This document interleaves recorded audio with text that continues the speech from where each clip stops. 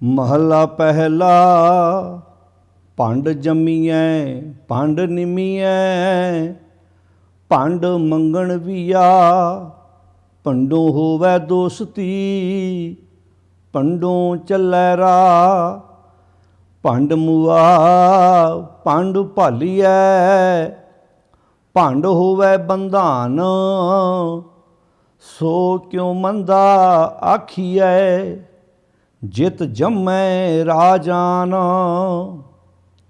भंडों ही भांड उपजै भंडै बाज न कोए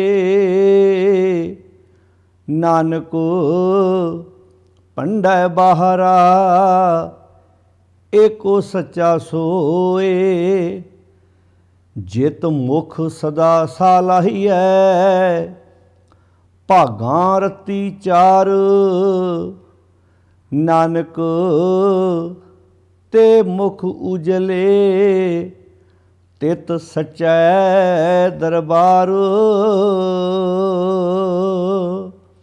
वाहिगुरु जी का खालसा वाहिगुरु जी की फतेह। गुरु प्यारी साध संगत जीओ, सिख धर्म के बानी धन गुरु नानक साहिब सच्चे पातशाह महाराज जी की रसना तो उचारण की हुई बाणी वार जो राग आसा दे विच है, जिसकी आप लड़ीवार विचार साझी करते आ रहे हाँ। तिस लड़ी के तहत अज आप 19 नंबर पौड़ी के नाल जो 2 सलोक आए ने, उन्हां विचों पहले सलोक की विचार आप कल तक श्रवण कर चुके हैं। अज आप दूसरे सलोक का पाठ श्रवण किया है। ये सलोक गुरु ग्रंथ साहिब जी के पावन अंक 473 के उपर सुभाईमान है।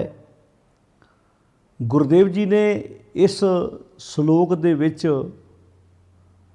जो विचार बख्शिश किए ने,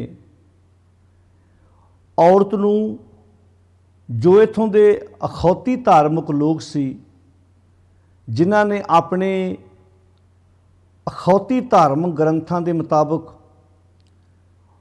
औरत नाल जिथे भी धक्का किया है, सतगुरु जी ने उस धक्के के विरुद्ध आवाज़ उठाई है।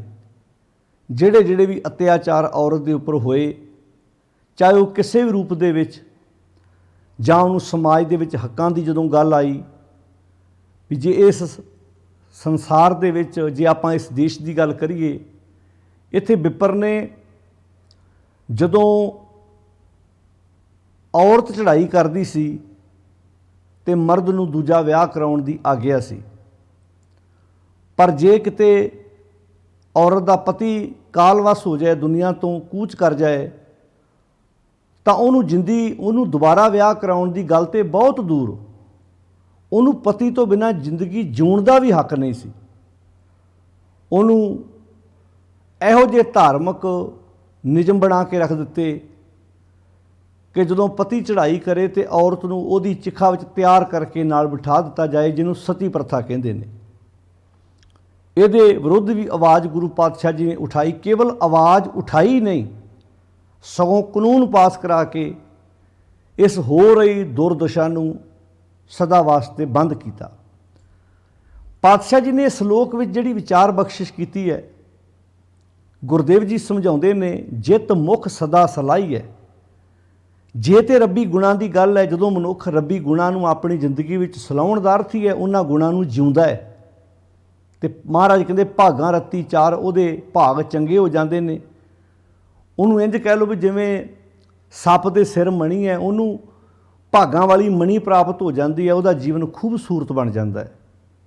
तो हजूर फरमाउंदे ने, नानक ते मुख उजले, हे नानक उन्हां दे चेहरे उजले हुंदे ने, तित सच्चै दरबार, उहदे दरबार विच वो सदा खिड़े मत्थे रहिंदे ने। हुण सवाल ये पैदा हुंदा है, ये घुंडियां गुरुदेव ने बहुत सोहणे तरीके नाल खोलियां ने। दरबार हो गया, दरगाह शब्द हो गया, इदां दे शब्द जदों बोले जाते सी, एकदम साडा ख्याल ये जांदा भी शायद दरबार किते वखरा लगा है, उहदी दरगाह भी किते वखरी है।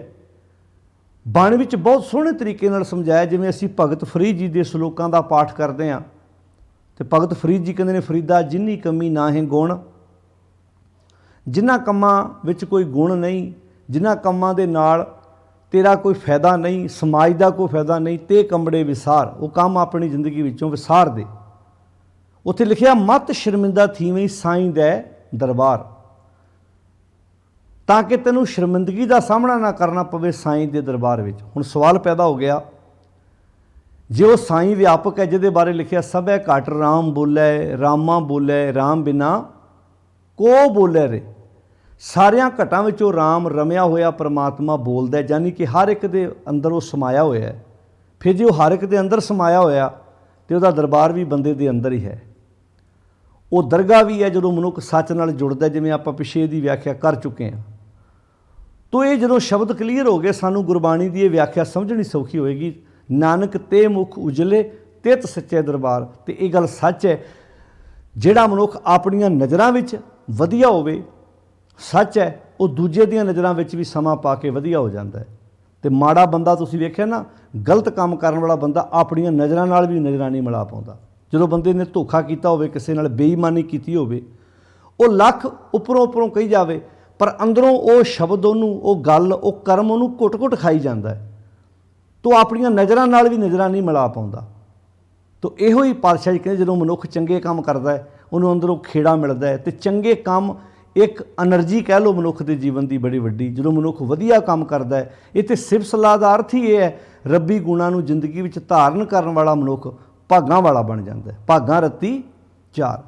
ਹੁਣ ਇੱਥੇ ਇਹ ਗੱਲ ਸਮਝਣ ਵਾਲੀ ਹੈ ਵੀ ਜਿਹੜੇ ਪਰਮੇਸ਼ਰ ਦੇ ਗੁਣ ਜਿਨ੍ਹਾਂ ਦੀ ਗੱਲ ਕੀਤੀ ਗਈ ਹੈ ਵੀ ਉਹ ਗੁਣ ਨਿਰਭਉ ਹੈ, ਨਿਰਵੈਰ ਹੈ, ਇਹ ਗੁਣ ਮਨੁੱਖ ਦੇ ਅੰਦਰ ਪਏ ਹੋਏ ਨੇ।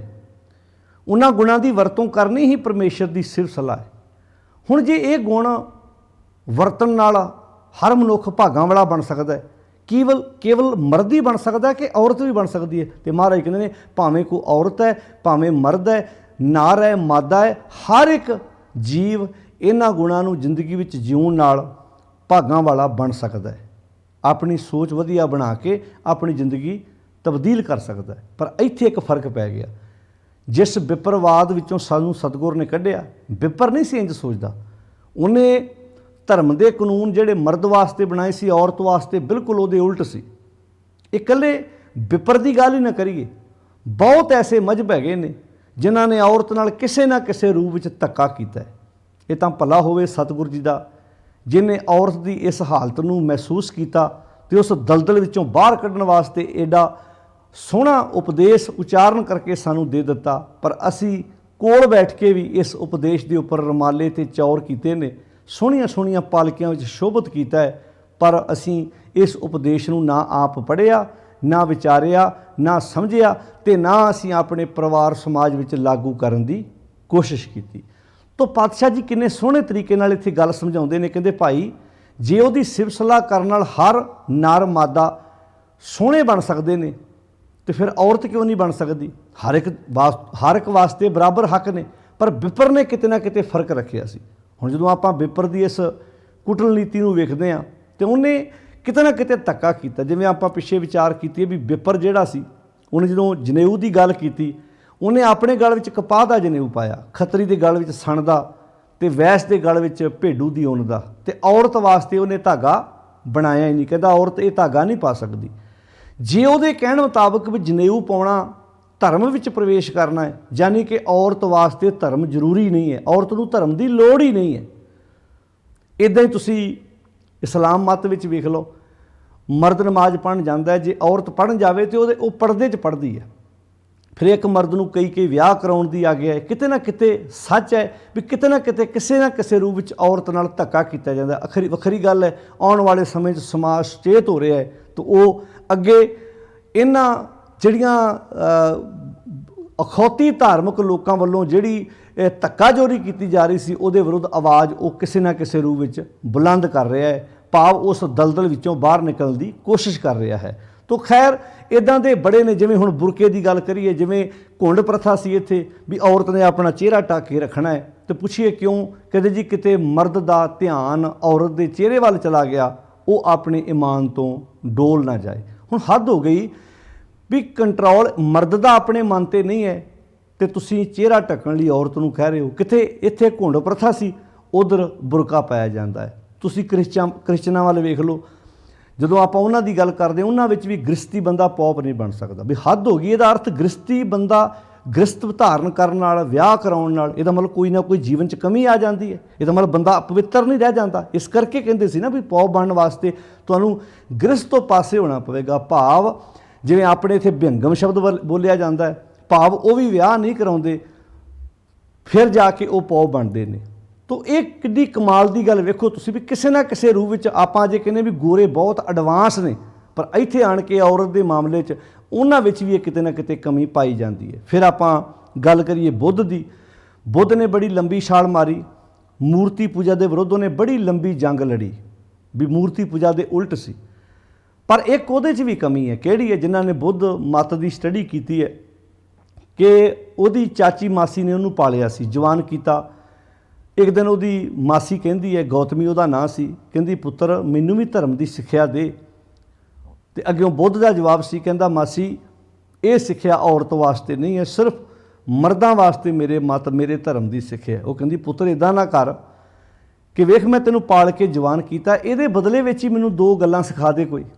ਚਲੋ ਉਹਦੇ ਤੇ ਆਸਾਨ ਕਰਕੇ ਉਹਨੂੰ 2 ਧਰਮ ਦੀਆਂ ਗੱਲਾਂ ਸਿਖਾਤੀਆਂ, ਧਰਮ ਦੀ ਸਿੱਖਿਆ ਦੇ ਦਿੱਤੀ। ਪਰ ਨਾਲ ਬੁੱਧ ਨੇ ਇੱਕ ਸ਼ਬਦ ਬੋਲਿਆ ਕਿ ਹੇ ਚਾਚੀ, ਹੇ ਮਾਸੀ, ਹੇ ਮਾਂ, ਕਿਉਂਕਿ ਮਾਂ ਉਹਦੀ ਚੜ੍ਹਾਈ ਕਰ ਗਈ ਸੀ ਬਚਪਨ ਵਿੱਚ, ਉਹਦੀ ਚਾਚੀ ਮਾਸੀ ਨੇ ਉਹਨੂੰ ਪਾਲਿਆ ਸੀ। ਕਹਿੰਦਾ ਮਾਸੀ ਗੱਲ ਇਹ ਹੈ, ਜਿਹੜਾ ਮੇਰਾ ਧਰਮ 5000 ਸਾਲ ਚੱਲਣਾ ਸੀ, ਇਹਦਾ 500 ਸਾਲ ਵਿੱਚ ਹੀ ਹੁਣ ਭੋਗ ਪੈ ਜਾਏਗਾ। ਉਹਨੇ ਪੁੱਛਿਆ ਉਹ ਕਿੱਦਾਂ ਪੁੱਤਰ? ਕਹਿੰਦਾ ਸਿੱਖਿਆ ਔਰਤ ਨੂੰ ਜੋ ਦੇ ਬੈਠਾ, ਯਾਨੀ ਕਿ ਉਹਦੇ ਅੰਦਰ ਵੀ ਔਰਤ ਪ੍ਰਤੀ ਇਹ ਖਿਆਲ ਸੀ। ਫਿਰ ਉਹ ਆਪਣੇ ਭਿਕਸ਼ੂਆਂ ਨੂੰ ਇੱਕ ਗੱਲ ਕਹਿੰਦਾ ਸੀ, ਜਦੋਂ ਤੁਸੀਂ ਭਿਕਸ਼ਾ ਮੰਗਣ ਜਾਣਾ ਹੈ ਕਿਸੇ ਦੇ ਘਰ, ਤੇ ਔਰਤ ਦੇ ਚਿਹਰੇ ਵੱਲ ਧਿਆਨ ਨਹੀਂ ਜਾਣਾ ਚਾਹੀਦਾ, ਤੁਹਾਡਾ ਪੈਰਾਂ ਵੱਲ ਧਿਆਨ ਜਾਣਾ ਚਾਹੀਦਾ। ਵੀ ਚਿਹਰੇ ਵੱਲ ਧਿਆਨ ਖੜੋਗੇ ਤੁਹਾਡਾ ਈਮਾਨ ਜਿਹੜਾ ਹੈ ਉਹ ਡੋਲ ਜਾਏਗਾ। ਫਿਰ ਇੱਥੋਂ ਤੱਕ ਬੋਲਦਾ ਸੀ ਵੀ ਜਦੋਂ ਤੁਸੀਂ ਤੁਰਨਾ ਵੀ ਹੈ 5 ਫੁੱਟ ਤੋਂ ਵੱਧ ਨਿਗਾਹ ਤੁਹਾਡੀ ਤਾਂ ਨਹੀਂ ਚਾਹੀਦੀ। ਅੱਗੇ ਕੋਈ ਔਰਤ ਤੁਰੀ ਆਉਂਦੀ ਹੋਈ, ਉਹਦੇ ਚਿਹਰੇ 'ਤੇ ਤੁਹਾਡਾ ਧਿਆਨ ਚਲਾ ਗਿਆ, ਤੁਸੀਂ ਆਪਣੇ ਈਮਾਨ ਤੋਂ ਡੋਲ ਜਾਓਗੇ। ਤੋ ਇਹ ਕਿਤੇ ਨਾ ਕਿਤੇ ਫਿਰ ਉਹ ਗ੍ਰਸਤੀ ਵੀ ਨਹੀਂ ਸੀ ਹੁੰਦੇ। ਉਹ ਤਾਂ ਬਾਅਦ ਵਿੱਚ ਥਾਈਲੈਂਡ ਭਰਿਆ ਪਿਆ ਸੀ ਇਹਨਾਂ ਭਿਕਸ਼ੂਆਂ ਦੇ ਨਾਲ। ਉਹਨਾਂ ਨੂੰ ਬਾਅਦ ਵਿੱਚ ਉਹਨਾਂ ਕੰਟਰੀਆਂ ਨੇ ਕਾਨੂੰਨ ਬਣਾਇਆ, ਉਹਨਾਂ ਕਿਹਾ ਜੇ ਇੱਦਾਂ ਤੁਸੀਂ ਵਿਆਹ ਨਹੀਂ ਕਰਾਓਗੇ, ਮੰਗ ਕੇ ਰੋਟੀ ਖਾਓਗੇ, ਤਾਂ ਫਿਰ ਸਾਡਾ ਦੇਸ਼ ਤਰੱਕੀ ਕਿੱਦਾਂ ਕਰੇਗਾ? ਕਿਉਂਕਿ ਜਿਸ ਦੇਸ਼ ਵਿੱਚ ਮੰਗਤਿਆਂ ਦੀ ਗਿਣਤੀ ਵੱਧ ਜਾਂਦੀ ਹੈ, ਸੱਚ ਇਹ ਹੈ ਉਹ ਦੇਸ਼ ਕਿਤੇ ਨਾ ਕਿਤੇ ਉਹਦੀ ਤਰੱਕੀ ਜਿਹੜੀ ਹੈ ਉਹ ਰੁਕ ਜਾਂਦੀ ਹੈ। ਤੁਸੀਂ ਵਿਆਹ ਕਰਾਓਗੇ, ਆਨੰਦ ਕਾਰਜ ਕਰੋਗੇ, ਤੁਸੀਂ ਕਮਾ ਕੇ ਲਿਆਓਗੇ, ਮਿਹਨਤ ਮੁਸ਼ੱਕਤ ਕਰੋਗੇ। ਤੇ ਮੈਂ ਕਦੀ ਕਦੀ ਸੋਚਦਾ ਕਿਤੇ ਆਪਣੇ ਡੇਰੇਦਾਰ ਵੀ ਇਸੇ ਲੀਹ 'ਤੇ ਨਹੀਂ ਤੁਰੇ, ਵੀ ਅਗਲੇ ਨੂੰ ਪਤਾ ਵੀ ਜੇ ਗ੍ਰਸਤੀ ਹੋਏਗਾ ਉਹਨੂੰ ਥੋੜ੍ਹਾ ਬਹੁਤਾ ਕੰਮ ਕਰਨਾ ਪਵੇਗਾ, ਵੀ ਘਰ ਬੱਚੇ ਨੇ, ਘਰ ਪਰਿਵਾਰ ਹੈ। ਕਿਉਂਕਿ ਗ੍ਰਸਤੀ ਬੰਦਾ ਤੁਹਾਨੂੰ ਮੰਗਦਾ ਨਜ਼ਰ ਨਹੀਂ ਆਏਗਾ। ਤੁਸੀਂ ਕਦੀ ਨੋਟ ਕਰਿਓ, ਗ੍ਰਸਤੀ ਬੰਦਾ ਆਪਣੀ ਮਿਹਨਤ ਮੁਸ਼ੱਕਤ ਜਿੰਨੀ ਵੀ ਉਹਦੇ ਕੋਲ ਹੁੰਦੀ ਹੈ, ਜਿੱਦਾਂ ਦੀ ਵੀ ਆ, ਉਹ ਆਪਣੀ ਮਿਹਨਤ ਮੁਸ਼ੱਕਤ ਕਰਦਾ ਹੈ। ਪਰ ਜਿੰਨੇ ਵੀ ਤੁਸੀਂ ਆਪਣੇ ਪੰਜਾਬ ਦੇ ਡੇਰੇ ਵੇਖ ਲਓ, ਮੈਨੂੰ ਨਹੀਂ ਲੱਗਦਾ ਵੀ ਕੋਈ ਡੇਰੇਦਾਰ ਗ੍ਰਸਤੀ ਹੋਏਗਾ। ਡੇਰਿਆਂ ਨੇ ਵੀ ਐਸੀ ਮਰਿਆਦਾ ਬਣਾਤੀ ਵੀ ਜਿਹਨੇ ਵੀ ਡੇਰੇ ਦਾ ਮੁਖੀ ਬਣਨਾ ਹੈ ਉਹਨੇ ਬਿਹੰਗਮ ਰਹਿਣਾ, ਭਾਵ ਵਿਆਹ ਨਹੀਂ ਕਰਾਉਣਾ। ਅੱਛਾ ਕਮਾਲ ਦੀ ਗੱਲ ਹੈ, ਵਲੰਟੀਅਰ ਗੁਰੂ ਨਾਨਕ ਸਾਹਿਬ ਦੇ ਬਣਨਾ ਹੈ ਤੇ ਵਿਆਹ ਨਹੀਂ ਕਰਾਉਣਾ। ਯਾਨੀ ਕਿ ਇੱਦਾਂ ਕਹਿ ਲਓ ਵਲੰਟੀਅਰ ਗੁਰੂ ਨਾਨਕ ਸਾਹਿਬ ਦੇ ਬਣ ਕੇ ਤੇ ਮੱਤ ਸ੍ਰੀ ਚੰਦ ਦਾ ਧਾਰਨ ਕੀਤਾ। ਸ੍ਰੀ ਚੰਦ ਵਿਆਹ ਨਹੀਂ ਸੀ ਕਰਾਉਂਦਾ। ਜਤੀ ਸਦਾਵੇਂ ਜੁਗਤ ਨਾ ਜਾਣੇ, ਛੱਡ ਬਹਿ ਘਰ ਬਾਹਰ। ਜਿਵੇਂ ਭਾਈ ਗੁਰਦਾਸ ਜੀ ਨੇ ਬਹੁਤ ਪਿਆਰਾ ਬਚਨ ਉੱਥੇ ਵਰਤਿਆ, ਬਾਲ ਜਤੀ ਹੈ ਸ੍ਰੀ ਚੰਦ, ਬਾ ਬਾਣਾ ਦਿਉਰਾ ਬਣਾਇਆ। ਸ੍ਰੀ ਚੰਦ ਨੇ ਵਿਆਹ ਨਹੀਂ ਸੀ ਕਰਾਇਆ, ਹਾਂ ਲਖਮੀ ਦਾਸ ਨੇ ਵਿਆਹ ਕਰਾਇਆ ਸੀ। ਤੋ ਸ੍ਰੀ ਚੰਦ ਨੇ ਇਸ ਧਰਮ ਨੂੰ ਪ੍ਰਵਾਨ ਨਹੀਂ ਸੀ ਕੀਤਾ। ਉੱਥੇ ਸ਼ਬਦ ਭਾਈ ਗੁਰਦਾਸ ਜੀ ਨੇ ਵਰਤਿਆ, ਬਾਲ ਜਤੀ ਹੈ ਸ੍ਰੀ ਚੰਦ, ਬਾ ਬਾਣਾ ਦਿਉਰਾ ਬਣਾਇਆ। ਤੋ ਇਹ ਜਿੰਨੇ ਵੀ ਤੁਸੀਂ ਡੇਰੇਦਾਰ ਵੇਖ ਲਓ ਵਿਆਹ ਨਹੀਂ ਕਰਾਉਂਦੇ, ਆਨੰਦ ਕਾਰਜ ਨਹੀਂ ਕਰਾਉਂਦੇ। ਪਰ ਤੁਸੀਂ ਵੇਖ ਲਓ ਸਾਡੇ ਸਮਾਜ ਦੇ ਵਿੱਚ ਆਨੰਦ ਕਾਰਜ ਨਾ ਕਰਾ ਕੇ ਗ੍ਰਸਤੀ ਬੰਦੇ ਆਪਣੇ ਪਰਿਵਾਰ ਦੀਆਂ ਸਮੱਸਿਆਵਾਂ ਲੈ ਕੇ ਉਹਨਾਂ ਕੋਲ ਤੁਰੇ ਫਿਰਦੇ ਨੇ। ਤੋ ਇਹ ਕਿੱਡੀ ਹਾਸੋਹੀਣੀ ਗੱਲ ਹੈ ਕਿ ਪੁੰਗਰ ਤਾਪ ਗੇਰੂ ਕੇ ਬਸਤਰਾ, ਆਪਦਾ ਕਾ ਮਾਰਿਆ ਗ੍ਰਹਿ ਤੇ ਨਸਤਾ, ਦੇਸ਼ ਛੋੜ ਪਰਦੇਸੇ ਧਾਇਆ, ਤੇ ਪੰਚ ਚੰਡਾਲ ਮਹਾਰਾਜ ਦੀ ਬਾਣੀ ਕਹਿੰਦੀ ਨਾਲੇ ਲਿਆ, ਬਨਤਾ ਛੋੜ ਬਦ ਨਦਰ ਪਰ ਨਾਰੀ।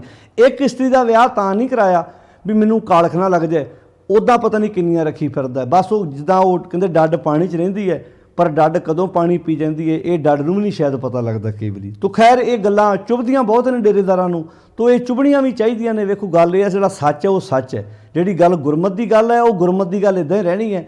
ਤੋ ਸਾਧ ਸੰਗਤ ਜਿਹੜੀ ਗੱਲ ਇੱਥੇ ਸਤਿਗੁਰ ਦੀ ਬਾਣੀ ਸਾਨੂੰ ਸਿਖਾ ਰਹੀ ਹੈ, ਵੇਖੋ ਔਰਤ ਦੀ ਇਸ ਤਰਸਯੋਗ ਹਾਲਤ ਨੂੰ। ਤੋ ਮੇਰੀ ਹੱਥ ਜੋੜ ਕੇ ਬੇਨਤੀ ਹੁੰਦੀ ਹੈ ਆਪਣੀਆਂ ਭੈਣਾਂ ਅੱਗੇ ਵੀ ਭੈਣੋ ਇੱਕ ਵਾਰ ਬਾਣੀ ਪੜ੍ਹ ਕੇ ਵੇਖ ਲਓ ਆਪ। ਜਿਹੜਾ ਧੱਕਾ ਇਸ ਦੇਸ਼ ਵਿੱਚ ਵਿਪਰ ਜਾਂ ਜਿੰਨੇ ਵੀ ਇੱਥੇ ਆਪਣੇ ਆਪ ਨੂੰ ਧਾਰਮਿਕ ਲੋਕ ਅਖਵਾਉਣ ਵਾਲੇ ਸੀ ਨਾ, ਉਹਨਾਂ ਨੇ ਕਿਤੇ ਨਾ ਕਿਤੇ ਧੱਕਾ ਕੀਤਾ ਹੈ। ਵੇਖੋ ਉਹਨਾਂ 'ਚ ਕਾਜੀ ਆਉਂਦਾ ਹੈ, ਬ੍ਰਾਹਮਣ ਆਉਂਦਾ ਹੈ, ਜੋਗੀ ਆਉਂਦਾ ਹੈ। ਤਾਂ ਸਤਿਗੁਰੂ ਨੂੰ ਬਾਣੀ 'ਚ ਕਿਉਂ ਕਹਿਣਾ ਪਿਆ, ਕਾਦੀ ਕੂੜ ਬੋਲ ਮਲ ਖਾਏ, ਬਾਹਮਣ ਨਾਵੇ ਜੀਆਂ ਘਾਏ, ਜੋਗੀ ਜੁਗਤ ਨਾ ਜਾਣੇ ਅੰਧ, ਤੇ ਮਹਾਰਾਜ ਨੇ ਕਹਤਾ ਤੀਨੇ ਉਜਾੜੇ ਕਾ ਬੰਦ। ਹੁਣ ਤਿੰਨਾਂ ਦੀ ਤੁਸੀਂ ਸੋਚ ਔਰਤ ਪ੍ਰਤੀ ਵੇਖੋ। ਇੱਕ ਜਨੇਊ ਪਾਉਣ ਦਾ ਅਧਿਕਾਰ ਨਹੀਂ ਦੇ ਰਿਹਾ, ਇੱਕ ਜਨੇਊ ਪਾਉਣ ਦਾ ਅਧਿਕਾਰ ਨਹੀਂ ਦੇ ਰਿਹਾ। ਪੁੱਛੋ ਕਿਉਂ? ਜੇ ਜਨੇਊ ਪਾਉਣ ਨਾਲ ਧਰਮੀ ਬਣਦਾ ਤੇ ਔਰਤ ਕਿਉਂ ਨਹੀਂ ਜਨੇਊ ਪਾ ਸਕਦੀ? ਫਿਰ ਦੂਜੇ ਬੰਨੇ ਜੇ ਔਰਤ ਵੀ ਮਰਦ ਦੇ ਬਰਾਬਰ ਹੈ ਤੇ ਇਹਨੂੰ ਵੀ ਨਮਾਜ਼ ਪੜ੍ਹਨ ਵਾਸਤੇ ਨਾਲ ਲੈ ਕੇ ਜਾਓ, ਕਿਤੇ ਨਾ ਕਿਤੇ ਉਹ ਧੱਕਾ ਕਰਦੇ ਨੇ। ਫਿਰ ਇਸ ਤੋਂ ਤੀਜੇ ਨੰਬਰ 'ਤੇ ਆ ਜਾਓ ਜੋਗੀ। ਜੋਗੀ ਜਿਹੜਾ ਵਾ ਉਹ ਬਘਿਆੜਨ ਕਹਿੰਦਾ ਔਰਤ ਨੂੰ। ਫਿਰ ਜੇ ਜੋਗੀ ਔਰਤ ਨਾਲ ਨਫ਼ਰਤ ਨਾ ਕਰਦਾ ਤੇ ਅਚਲ ਬਟਾਲੇ ਦੀ ਤੁਸੀਂ ਵੇਖੋ, ਜਦੋਂ ਗੁਰੂ ਨਾਨਕ ਸਾਹਿਬ ਮਹਾਰਾਜ ਅਚਲ ਬਟਾਲੇ ਆਏ ਨੇ, ਇਹਨਾਂ ਨੂੰ ਜੋਗੀਆਂ ਨੂੰ ਮਿਲੇ ਨੇ, ਉੱਥੇ ਸ਼ਬਦ ਵਰਤਿਆ ਭਾਈ ਗੁਰਦਾਸ ਜੀ ਨੇ, ਖਾਦੀ ਖੁਣਸ ਜੋਗੀਸ਼ਰਾਂ ਗੋਸ਼ਟ ਕਰਨ ਸਭੈ ਉਠਿਆਈ, ਪੁੱਛੇ ਜੋਗੀ ਭੰਗਰਨਾਥ ਤੋਹੇ ਦੁੱਧ ਵਿੱਚ ਕਿਉਂ ਕਾਂਜੀ ਪਾਈ। ਹੁਣ ਦੁੱਧ ਨੂੰ, ਉਹ ਦੁੱਧ ਕਹਿੰਦੇ ਸੀ ਜੋਗ ਮਤ ਨੂੰ, ਕਾਂਜੀ ਕਹਿੰਦੇ ਸੀ ਗ੍ਰਸਤ ਨੂੰ। ਕਹਿੰਦੇ ਤੁਸੀਂ ਗ੍ਰਸਤੀ ਬਣ ਕੇ ਨਾ ਜੋਗ ਮਤ ਰੂਪੀ ਦੁੱਧ ਵਿੱਚ ਕਾਂਜੀ ਪਾ ਦਿੱਤੀ ਹੈ। ਫਿੱਟਿਆ ਚਾਟਾ ਦੁੱਧ ਦਾ, ਰਿੜਕਿਆਂ ਮੱਖਣ ਹੱਥ ਨਾ ਆਈ। ਹੁਣ ਇਹ ਜਿਹੜਾ ਚਾਟਾ ਫਿੱਟ ਗਿਆ, ਪਾਟ ਗਿਆ, ਹੁਣ ਇਹਦੇ ਚੋਂ ਮੱਖਣ ਨਹੀਂ ਨਿਕਲਣਾ, ਭਾਵ ਰੱਬ ਦਾ ਮਿਲਾਪ ਨਹੀਂ ਹੋਣਾ, ਜੋਗ ਨਹੀਂ ਹੋਣਾ ਇਹਦੇ ਵਿੱਚੋਂ। ਫਿੱਟਿਆ ਚਾਟਾ ਦੁੱਧ ਦਾ, ਰਿੜਕਿਆਂ ਮੱਖਣ ਹੱਥ ਨਾ ਆਈ, ਭੇਖ ਉਤਾਰ ਉਦਾਸ ਦਾ, ਵੱਤ ਕਿਉਂ ਸੰਸਾਰੀ ਰੀਤ ਚਲਾਈ। ਤੁਸੀਂ ਭੇਖ ਉਤਾਰ ਦਿੱਤਾ ਉਦਾਸ ਦਾ, ਤੁਸੀਂ ਸੰਸਾਰ ਦੀ ਰੀਤ ਚਲਾਤੀ। ਹੁਣ ਇਹਨਾਂ ਕਮਲਿਆਂ ਨੂੰ ਕੌਣ ਸਮਝਾਵੇ ਵੀ ਗੁਰੂ ਨਾਨਕ ਸਾਹਿਬ ਜਦੋਂ ਸੁਲਤਾਨਪੁਰ ਦੀ ਧਰਤੀ ਤੋਂ ਪਹਿਲਾ ਪ੍ਰਚਾਰ ਦੌਰਾ ਆਰੰਭ ਕਰਦੇ ਆ ਨਾ, ਉਦੋਂ ਤੱਕ ਉਹਨਾਂ ਦੇ 2 ਸਾਹਿਬਜ਼ਾਦਿਆਂ ਦਾ ਜਨਮ ਹੋ ਚੁੱਕਾ ਹੈ। ਦੋਨੋਂ ਬੱਚੇ ਉਹਨਾਂ ਦੇ ਇਸ ਸੰਸਾਰ 'ਤੇ ਆ ਚੁੱਕੇ ਨੇ, ਉਹ ਤੇ ਗ੍ਰਸਤੀ ਨੇ। ਉਹਨਾਂ ਨੇ ਤੇ ਬਾਣੇ ਦੀ ਵਰਤੋਂ ਕੀਤੀ ਹੈ, ਪਹਿਰਾਵਾ ਪਾਇਆ ਉਹਨਾਂ ਤੱਕ ਜਾਣ ਵਾਸਤੇ, ਪਰ ਭੇਖ ਦੀ ਪੂਜਾ ਨਹੀਂ ਕਰਾਈ। ਉਹ ਤੇ ਜਦੋਂ ਵਾਪਸ ਕਰਤਾਰਪੁਰ ਆ ਗਏ, ਭੇਖ ਉਦਾਸੀ ਸਕਲ ਉਤਾਰਾ, ਪੈਰ ਸੰਸਾਰੀ ਕੱਪੜੇ ਮੰਜੀ ਬੈਠ ਕੀ ਅਵਤਾਰਾ। ਹੁਣ ਉੱਥੇ ਸ਼ਬਦ ਵਰਤਿਆ ਭਾਈ ਗੁਰਦਾਸ ਜੀ ਨੇ ਕਿ ਉਹ ਕਹਿੰਦੇ ਨੇ ਕਿ ਫਿੱਟਿਆ ਚਾਟਾ ਦੁੱਧ ਦਾ, ਰਿੜਕਿਆਂ ਮੱਖਣ ਹੱਥ ਨਾ ਆਈ, ਭੇਖ ਉਤਾਰ ਉਦਾਸ ਦਾ, ਵੱਤ ਕਿਉਂ ਸੰਸਾਰੀ ਰੀਤ ਚਲਾਈ, ਨਾਨਕੇ ਆਖੇ ਭੰਗਰਨਾਥ। ਗੁਰੂ ਜੀ ਉੱਥੇ ਕਹਿੰਦੇ ਨੇ, ਹੇ ਭੰਗਰਨਾਥ ਤੇਰੀ ਮਾਂ ਕੁਚੱਜੀ ਆਈ। ਹੁਣ ਉੱਥੇ ਮਾਂ ਦਾ ਅਰਥ ਉਹ ਮਾਂ ਥੋੜ੍ਹਾ ਜਿਹਨੇ ਜਨਮ ਦਿੱਤਾ ਹੈ, ਇੱਥੇ ਮਾਂ ਦਾ ਅਰਥ ਹੈ ਮੱਤ, ਤੇਰੀ ਭੈੜੀ ਮੱਤ ਜਿਹੜੀ ਤੈਨੂੰ ਆ ਕਿਹੜੇ ਬੰਨੇ ਸੋਚਾਂ ਲਾ ਰਿਹਾ ਤੂੰ ਕਹਿੰਦਾ ਔਰਤ ਨੂੰ ਕਾਂਜੀ ਕਹਿੰਦਾ। ਜੇ ਤੇਰਾ ਬਾਪ ਵਿਆਹ ਨਾ ਕਰਾਉਂਦਾ, ਤੇਰੇ ਵਰਗਾ ਦੁਨੀਆ ਤੇ ਮਨਹੂਸ ਬੰਦਾ ਆਉਣਾ ਹੀ ਨਹੀਂ ਸੀ। ਜਿਨ੍ਹਾਂ ਨੂੰ ਔਰਤ ਤੋਂ ਨਫ਼ਰਤ ਹੈ ਉਹਨਾਂ ਨੂੰ ਸਵਾਲ ਕਰਕੇ ਪੁੱਛੋ ਵੀ ਜੇ ਤੁਹਾਡੇ ਪਿਤਾ ਨੇ ਵਿਆਹ ਨਾ ਕਰਾਇਆ ਹੁੰਦਾ ਤੇ ਬਾਬਾ ਜੀ ਤੁਹਾਡੇ ਵਰਗੇ ਮਾਂ ਰਥੀ ਤਾਂ ਦੁਨੀਆ ਤੇ ਆਉਣੇ ਹੀ ਨਹੀਂ ਸੀ। ਪਰ ਪੁੱਛੇਗਾ ਕੌਣ? ਗੱਲ ਇਹ ਹੈ, ਸਵਾਲ ਤੇ ਇਹ ਪੈਦਾ ਨਾ, ਪੁੱਛੂ ਕੌਣ ਉਹਨਾਂ ਨੂੰ? ਉਹਨਾਂ ਦੇ ਪੈਰਾਂ ਤੇ ਮੱਥੇ ਟੇਕੇ ਜਾ ਰਹੇ ਆ, ਪੂਜਾ ਕੀਤੀ ਜਾ ਰਹੀ ਹੈ। ਅਸੀਂ ਗੁਰੂ ਨਾਨਕ ਸਾਹਿਬ ਦੀ, ਮੈਂ ਕਹਿੰਦਾ ਜੇ ਸਿੱਧੀ ਭਾਸ਼ਾ 'ਚ ਵੀ ਇਹ ਸ਼ਬਦ ਬੋਲਿਆ ਜਾਏ, ਅਜੋਕਾ ਸੰਤ ਸਮਾਜ, ਅਜੋਕੇ ਜਿਹੜੇ ਬਾਬੇ ਨੇ ਉਹ ਗੁਰੂ ਨਾਨਕ ਸਾਹਿਬ ਦੀ ਵਿਚਾਰਧਾਰਾ ਤੋਂ ਕੋਹਾਂ ਦੂਰ ਨੇ। ਕਿਉਂ? ਕਿਉਂਕਿ ਤੁਸੀਂ ਸਾਹਮਣੇ ਬਾਣੀ ਦੀ ਵਿਚਾਰ ਕਰਕੇ ਵੇਖ ਲਓ, ਜੋ ਗੁਰਬਾਣੀ ਕਹਿ ਰਹੀ ਹੈ ਉਹ ਤੋਂ ਤਾਂ ਸਾਰਾ ਕੰਮ ਉਲਟ ਕੀਤਾ ਜਾ ਰਿਹਾ ਹੈ। ਸਾਰੇ ਕਰਮ ਕਾਂਡ ਪਖੰਡ ਜਿਨ੍ਹਾਂ ਤੋਂ ਸਤਿਗੁਰ ਦੀ ਬਾਣੀ ਸਾਨੂੰ ਰੋਕ ਰਹੀ ਹੈ, ਉਹ ਸਾਰੇ ਕਰਮ ਕਾਂਡ ਸਾਡੇ ਕੋਲੋਂ ਗੁਰਦੁਆਰਿਆਂ ਵਿੱਚ ਕਰਵਾਏ ਜਾ ਰਹੇ ਨੇ, ਗੁਰਦੁਆਰਿਆਂ ਦੇ ਵਿੱਚ। ਤਾਂ ਖੈਰ ਜਿਹੜੀ ਮੈਂ ਬੇਨਤੀ ਕਰਨੀ ਚਾਹੁੰਦਾ, ਧਿਆਨ ਨਾਲ ਸੁਣਿਓ ਇਸ ਗੱਲ ਨੂੰ।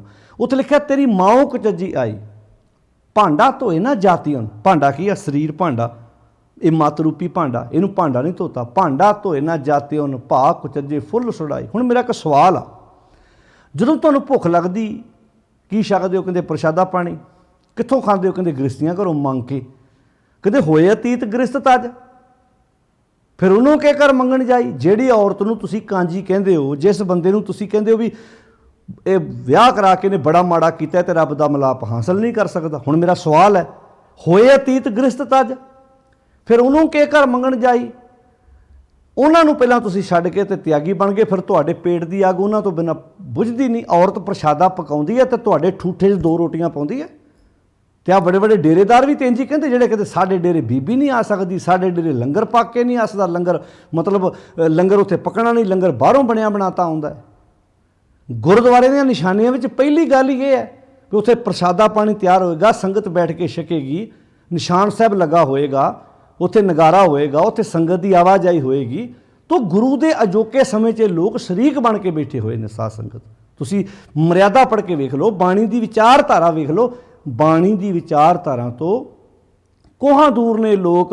ਹੁਣ ਆ ਜਿਹੜਾ ਮੈਂ ਸ਼ਲੋਕ ਤੁਹਾਡੇ ਸਾਹਮਣੇ ਪੜ੍ਹਿਆ, ਮੇਰੀ ਹੱਥ ਜੋੜ ਕੇ ਬੇਨਤੀ ਹੈ 473 ਨੰਬਰ ਅੰਕ ਤੇ ਇੱਕ ਵਾਰ ਆਪ ਜ਼ਰੂਰ ਪੜ੍ਹਿਓ। ਇੱਥੇ ਸ਼ਬਦ ਹੁਣ ਕੀ ਵਰਤਿਆ ਪਾਤਸ਼ਾਹ ਜੀ ਨੇ?